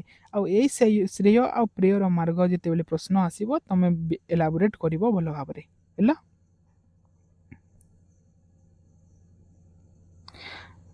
ଆଉ ଗୋଟେ କଥା ଯେଉଁଟା ପ୍ରଶ୍ନ ଆସେ ଯେ ଶରୀର ରୂପକ ରଥ, ଯେ ଗୋଟେ ଶରୀରକୁ ପିଲେ ମନୁଷ୍ୟ ଶରୀରକୁ ଗୋଟେ ରଥ ରୂପରେ କଳ୍ପନା କରାଯାଇଛି, ହେଲା। ଆତ୍ମାନମ ରଥିନମ ବିଧି ଶରୀରମ ରଥମେବତୁ। ଏ ମନ୍ତ୍ର ପୁରା କଠୋପନିଷଦରୁ ବର୍ଣ୍ଣନା କରାଯାଇଛି ବୋଲି ଏ ମନ୍ତ୍ରଟି ଅଛି। ଆତ୍ମାନମ ରଥିନମ ବିଧି ଶରୀରମ ରଥମେବତୁ, ଏମିତି ଅଛି। ତ ଏଇ ଯେଉଁ ଶରୀର ରୂପକ ରଥର ବର୍ଣ୍ଣନା କରାଗଲା, ଯେ ମନୁଷ୍ୟର ଶରୀର ଗୋଟେ ହେଉଛି ରଥ, ଆଉ ସେ ରଥର ରଥୀ ବା ମାଲିକ ହେଉଛି ଆତ୍ମା। ଆଉ ଏଇ ଆତ୍ମା, ଏ ରଥର ଘୋଡ଼ା ଗୁଡ଼ିକ ହେଉଛନ୍ତି ଇନ୍ଦ୍ରିୟ, ମାନେ ତୁମର ଯେଉଁ ଇନ୍ଦ୍ରିୟ ରହିଲେ, ତୁମର ଚକ୍ଷୁ ରହିଲା, ଶବ୍ଦ ସ୍ପର୍ଶ ରୂପ ରସକୁ ଭୋଗ କରୁଥିବା ଏକାଦଶ ଇନ୍ଦ୍ରିୟ। ଆଉ ତୁମର ଯେଉଁ ମନ ରହିଲା, ସେ ମନ ହେଉଛି ତାର ପ୍ରଗ୍ରହ ଲଗାମ, ଆଉ ବୁଦ୍ଧି ହେଉଛି ତୁମର ସାରଥୀ, ହେଲା। ମାନବ ଜୀବନ ଏବଂ ଶରୀର ଗଠନକୁ ବୁଝାଇବା ପାଇଁ ଏଥିରେ ଏକ ସୁନ୍ଦର ଉଦାହରଣ ଦିଆଯାଇଛି ଯେ ଆତ୍ମା ହେଉଛି ରଥର ମାଲିକ ବା ଯାତ୍ରୀ। ତୁମେ ଯେଉଁ ସଂସାର ଚକ୍ର ବା ପଥରେ ପଥିକ ହୋଇଛ, ସେ ସଂସାରର ପଥର ପଥିକ ହେଉଛି, ଯାତ୍ରୀ ହେଉଛି ଆତ୍ମା, ତମର ଆତ୍ମା। ତମ ଶରୀର ମଧ୍ୟରେ ଯେଉଁ ଆତ୍ମା ବିରାଜମାନ କରୁଛି, ସେ ହେଉଛି ମାଲିକ, ସେ ହେଉଛି ଯାତ୍ରୀ। ଆଉ ଶରୀର ହେଉଛି ରଥ, ଶରୀର ହେଉଛି ପିଲେ ରଥ କାର୍, ହେଲା। ସେ କାର୍ରେ ବସୁଥିବା ମାଲିକ ହେଉଛି ଆତ୍ମା, ଆଉ ସେ କାର୍ର ବା ସେ ରଥର ସାରଥୀ ବା ଡ୍ରାଇଭର ହେଉଛି ବୁଦ୍ଧି। କି ବୁଦ୍ଧି ହେଉଛି ସାରଥୀ। ବୁଦ୍ଧି ଡ୍ରାଇଭିଂ କରିବ, ସେ ତୁମର ଶରୀରକୁ ଚଳାଇବ, ଏପଟେ ସେପଟେ ନେବ। ଆଉ ମନ ହେଉଛି ପିଲେ ଲଗାମ ବୋଲେ କ'ଣ ନା ବ୍ରେକ୍, ହେଲା। ମନ ହେଉଛି ବ୍ରେକ୍। ଆଉ ଇନ୍ଦ୍ରିୟ ଗୁଡ଼ିକ ଯେଉଁ ରହିଲେ, ସେ ଇନ୍ଦ୍ରିୟ ଗୁଡ଼ିକ ହେଉଛନ୍ତି ରଥର ଘୋଡ଼ା ବା କାର୍ର କ'ଣ କୁହାଯିବ ନା, ଯେ ଚଳାଇବ ଚକା ନା ଇଞ୍ଜିନ ରୂପରେ ଆମେ ତାକୁ ଗ୍ରହଣ କରିପାରିବା, ହେଲା। ଇଞ୍ଜିନ ରୂପରେ ଗ୍ରହଣ କରିଥାଉ, ଧନ୍ୟ। ତ ଇନ୍ଦ୍ରିୟ ଗୁଡ଼ିକ କ'ଣ କ'ଣ ଇନ୍ଦ୍ରିୟ ପିଲେ? ଆମେ ଜାଣିଛେ ଯେ ଇନ୍ଦ୍ରିୟ ଏକାଦଶ ଇନ୍ଦ୍ରିୟ ଅଛି। ଗୋଟେ ମନକୁ ଯଦି ଆମେ ଛାଡ଼ିଦେବା, ଆଉ 10ଟି ଇନ୍ଦ୍ରିୟ, 5ଟି ଜ୍ଞାନେନ୍ଦ୍ରିୟ, 5ଟି କର୍ମେନ୍ଦ୍ରିୟ। ଶବ୍ଦ ସ୍ପର୍ଶ ରୂପ ରସ ଗନ୍ଧ, ଏ ଯେଉଁ ବିଷୟ ରହିଲା ତାହାକୁ ଉପଭୋଗ କରିବା ପାଇଁ ଯେଉଁ ଇନ୍ଦ୍ରିୟ ରହିଲେ, ଜ୍ଞାନେନ୍ଦ୍ରିୟ କ'ଣ ଜ୍ଞାନେନ୍ଦ୍ରିୟ ପିଲେ? ଜ୍ଞାନେନ୍ଦ୍ରିୟ କ'ଣ ନା ଚକ୍ଷୁ, ଯେଉଁ ରହିଲା ତୁମ କରଣ, ନାସା କରଣ ଚକ୍ଷୁ ତ୍ୱକ୍ ଆଉ ବାକ୍, ନାଇଁ କି? ଯେଉଁ ଜିହ୍ୱା ରହିଲା। ଆଉ ସେମିତି କର୍ମେନ୍ଦ୍ରିୟ ରହିଲେ ହସ୍ତ, ପାଦ, ଆଉ ଜନନେନ୍ଦ୍ରିୟ, ଗୁହେନ୍ଦ୍ରିୟ, ଏଗୁଡ଼ିକ। तो ये जो आउ कौन रहा ना सांसारिक विषय जो मैंने जो रास्तार से रथटा गमन कर जो रास्तार गाड़ीटा जीव से रास्ता हूँ सांसारिक विषय जो रास्तार घोड़ा मैंने दौड़े है जो रास्तार तुम इंद्रिय मैंने दौड़े आखि नाक कान जिह्वा हस्त पाद ये जो इंद्रिय गुड़िक दौड़े से रास्ता हूँ सांसारिक विषय विषय कौन रूप रस गंध स्पर्श रूप माने सौंदर्य रस माने विभिन्न प्रकार रस जोटा तुम नवरस आस्वादन कर गंध आस्वादन कर स्पर्श ये रूपरस गंध स्पर्श को आधार कर ही मनुष्य सुख अनुभव करें विषय को उपभोग करता ना तो ये सब सांसारिक विषय हूँ घोड़ा मान रास्ता है तो निष्कर्ष कौन कर बुद्धि हूँ सारथी विवेकपूर्ण हुए एवं मन जदि लगाम नियंत्रण रम मन कंट्रोल रेबे इंद्रिय जो घोड़ा मैंने अच्छा से मैंने ठीक रास्तार चलिए मनुष्य परम पद मुख्य पद को प्राप्त हम यहाँ हूँ तार सारांश तो देख पे चित्र जान अरे आत्मार स्वरूप पलि आसला तो यही जो रथ अच्छी ये रथ हूँ शरीर रूपक रथ यहाँ लॉन्ग क्वेश्चन भल भाव बुझी रख जो मुझे व्याख्या करुँच से डीपली तो ये हूँ शरीर रूपक रथ ताले शरीर रूपक रथर आत्मा जो रहा सोल हूँ तार मालिक है जहाँ मालिक हूँ आत्मा आम जो शरीर रूपक जो रथ अच्छी से रथर मालिक हूँ आत्मा आउ से रथ चलैवाई जो ड्राइभर्स अच्छी से ड्राइभर हूँ कि ना बुद्धि यहाँ हूँ सारथी रथ चलाए से हूँ बुद्धि आउ रथ को घिचापी भी दरकार इंजिन है तो ये घोड़ा जो लगी से घोड़ा गुड़िक हूँ पे इंद्रिय है ज्ञान चक्षु है जिह्वा है स्पर्श है श्रोतम चक्षु स्पर्शनम च रसनम घ्राणम एवं च यहाँ सब इंद्रिय गुड़िक ना तो इंद्रिय गुड़िक रहा चक्षु स्पर्श रसना घ्राण ये जो ज्ञान इंद्रिय गुड़िक रही एमाने घोड़ा आउ ए घोड़ा मान को कंट्रोल करने ब्रेक बा लगाम जो रहा ये जो हाथ में धरी यहाँ लगाम कहुए ये लगाम बा ब्रेक हूँ कौन ना मनस मन हूँ ये घोड़ा मानकर लगाम जिते बड़े मन को नियंत्रण कर मन को घिचिकी रखो ताले घोड़ा मान को तुम कंट्रोल है आउ ये जो रास्तार रथ गमन करुच्ची से रास्ता हूँ पिले कौन ना सांसारिक विषय कौन पिले ना रूप रस गंध स्पर्श आउ ए रथर गमन स्थल बोले तुम जो थार भी यात्रा कर से यात्रा गोटे स्थान आरंभ हुए गोटे थारे शेष हुए हो कि ना तो आम जो शरीर को धारण कर जो आमर आत्मार जो मालिकटी चली जो आम गाड़ी में बसिके तार गंतव्य स्थल कौन पिले कौटा को से जीव से गंतव्य स्थल हूँ पिले मोक्ष गंतव्य स्थल कौन मोक्ष ये मुख्य पथिकर मुख्य पथर पथिक हूँ आमे किंतु आमे कौन करुचे ना ये विषय लिप्त हो संसार विषय लिप्त हो जाइए से आमे आमर धातव्य विषय मुख्य जो स्थलटा अच्छी से पहुँची पार ना तो निश्चित भाव तुम्हें ए विषय को बुझीपार यहाँ को तुम भल भाव एलाबोरेट कर एग्जाम जो लॉन्ग क्वेश्चन आसो तो आत्मार स्वरूप जो मेन क्वेश्चन पचार जाता तुमको आत्मार स्वरूप कौन से आत्मार स्वरूप से कहते देख तो यमराज आत्मार प्रकृत स्वरूप विषय कहते अजन्मा और अमर ये पॉइंट गुड़िक जब भल भाव रखिथ तुम एलाबोरेट कर भल भाव तुम मुझे जानी तुम जीरा देले तुम तार सीरा काढ़ी समुद्र निर्माण कर तुम से क्षमता अच्छी मुझे जाने केमी लिख तुम जना अच्छी कि पॉइंट गोटे गोटे इंपोर्टेंट अच्छी देख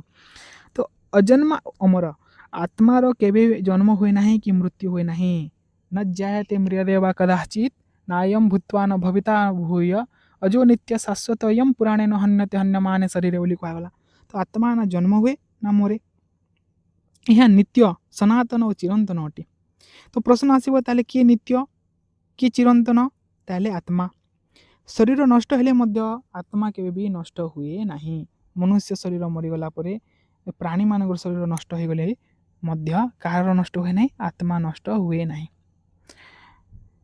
बुझेगा आत्मा केमी तार साइज अणर अणियान महत्व महियान अयम आत्मा न प्रवेचन न लभ्य ये जो आत्मा रहा ये हूँ अणु ठारू अणियान जो अणु परमाणु एटम्स एंड मॉलिक्यूल्स बोली कहते तुम से अणु परमाणु ठारू ଆଉ सूक्ष्मतर अटे ही आत्मा आ महार मध्य अति महान अटे हे अति सूक्ष्म अति सूक्ष्मतर और महार अति महान अटे यह प्रत्येक प्राणीर हृदय रूपी गुंफारे विराजमान करता है मुझे तुमको कही पुरुष से जो अंगुष्ठ मात्रम तिष्ठति पुरुषा तो से शरीर आम शरीर जो मन अच्छे से हृदय अच्छे से हृदय रूप से गोटे गुंफाटे अच्छे से हृदय रूपक गुंफार आत्मा निवास करे से आत्मार हृदय किए निवास करती परमात्मा निवास करती बोली कठोपनिषद कौच आउ आत्मा गला आउ से कहते ब्रह्म ओंकार ब्रह्म संयुक्तम ओंकार बिंदु संयुक्तम नित्यम ध्यायन्ति योगिन जोटा ओंकार समस्त वेदर परम लक्ष्य एवं साधन सार ओम जहाँ ब्रह्मंकर प्रतीक अटे प्रश्न आसे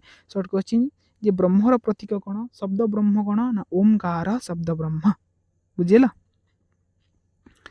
तो सेमती बिले देख जोटा कहले आमे जे आत्मा ये जो आत्मा रहा अणुर अणियान आ महत्व महियान अटे आउ ए शरीर विनाश है जिते शरीर मनुष्य शरीर विनाश हो जाए ये आत्मार विनाश केबे भी हुए नहीं ये हूँ चिरंतन नित्य आत्मा ये सब बेले रते दिन पर्यंत सृष्टि चलो सृष्टि अच्छी से दिन पर्यंत आत्मा अच्छी आत्मार विलय केबे हुए ना बोले ये हूँ कंटिन्यू यार गतिपथ चली था ये गोटे शरीर आ गोटे शरीर आ गोटे शरीर आ गोटे शरीर जाए ये आत्मार कौन जेंडर न था ये न्यूट्राल आत्मा है ना पुरुष ना स्त्री ये आत्मा को आम प्रवचन द्वारा लाभ करें ना आत्मार केतेबेले विलय हम तो देख तुम जो लौह अच्छी से लौहर केतेबेले मेल्टिंग हुए तो लौहर जो लुहा भाटी जो स्टील जो प्लांट रो जो लुहा बाहर से प्लांट को गला पर ही लुहार विलय घटी थाए ठीक से भाव में आत्मा जो स्थान आसी जहाँ ठार उत्पत्ति होती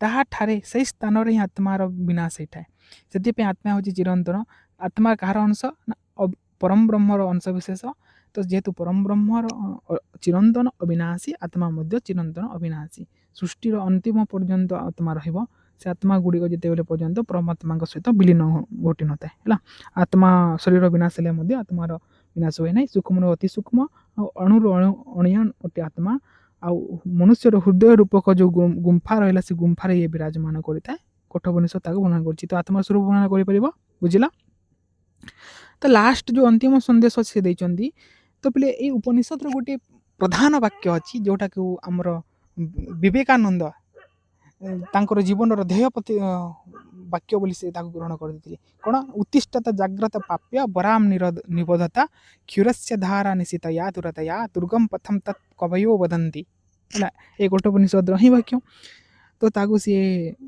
जीवन मूल लक्ष्य बोली कहते उपनिषद सबुठ प्रसिद्ध मंत्र होउची उत्तिष्ठता जाग्रता प्राप्य बरान निबोधता क्षुरस्य धारा निशितया क्षुरस्य धारा दुरता निशितया दुर्गम पथ तत्कवयो वदन्ति ये रास्ता चलवा इजी नुहे यहाँ गोटे छुरीर धारा चलिया भाया धाराव्रत अटे है तो से कहते उठ जाग एवं श्रेष्ठ ज्ञान महापुरुष मान पाखक जाई से आत्मज्ञान को लाभ तुम उठ जाग और से दिन पर्यंत अटक रुह ना जे पर्यंत तुम से तुम लक्ष्य को प्राप्त करना अर्थात से परम ब्रह्म मोक्ष को प्राप्त करना से परम ज्ञान को प्राप्त करना यमराज सतर्क कर आत्मज्ञान यही मार्ग केमिति ना छुरीर धारा असी धारा व्रत क्षुरस्य धारा दूरता निशितया एक छुरीर धारा जमी चलवा कष्ट न अटे यही रास्तार ज्ञानर रास्तार परम आत्मज्ञान रास्तार चलिया से कठिन अटे बोली सी कहते जमी छुरीर धारा क्षुरस्य धारा बोली अति तीक्ष्ण एवं दुर्गम यही बहुत सावधान सहित चलिया पड़ता है शेष में नचिकेता जमराज परम ज्ञान पाई ब्रह्म भाव मोक्ष प्राप्त हेले यहाँ थिला तुम पिले संपूर्ण कठोपनिषद सारांश आउ जदि गोटे वीडियो को तुम भल भाव देखी नेब आ जो स्लाइड मुझे एड कर भल भाव पढ़ी नेब मुझे तुम कहि तुम जो लंग क्वेश्चन गुड़ाक अच्छे ये ही निरस्त होले आ जो सर्ट क्वेश्चन गुड़ा अच्छे से तो ये आम लंग क्वेश्चन दृष्टि आम आलोचना करते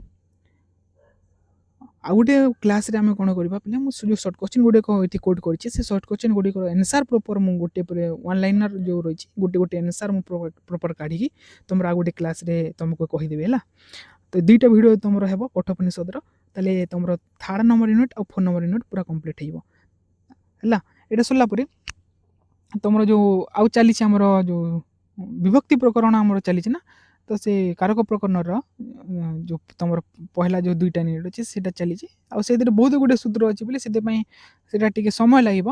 ତ ତାକୁ ଧରିଲେ ଆମେ ବାକି ଗୁଡ଼ିକ ଛାଡ଼ି ହେଇଯାଉଛି ପିଲାମାନେ ମେସେଜ୍ କରୁଛନ୍ତି ସାର୍ କଠୋପନିଷଦ ଦିଅନ୍ତୁ ସେ ଆଉ ଜଣେ ପୁଣି ଆଉ କିଛି ଦିଅନ୍ତୁ। ତ ସମସ୍ତଙ୍କର ଇଚ୍ଛା ପୂରଣ କରିବା ଆମର କ'ଣ ମୋର କର୍ତ୍ତବ୍ୟ ଭାବି ନେଇଛି ମୁଁ। ତ ସମସ୍ତଙ୍କ ଇଚ୍ଛା ପୂରଣ କରିବା ହେଲା, ନିଜର ଇଚ୍ଛା ତ ପୂରଣ ହେଉନାହିଁ ତୁମର ହେଲେ ହେଇଯାଉ।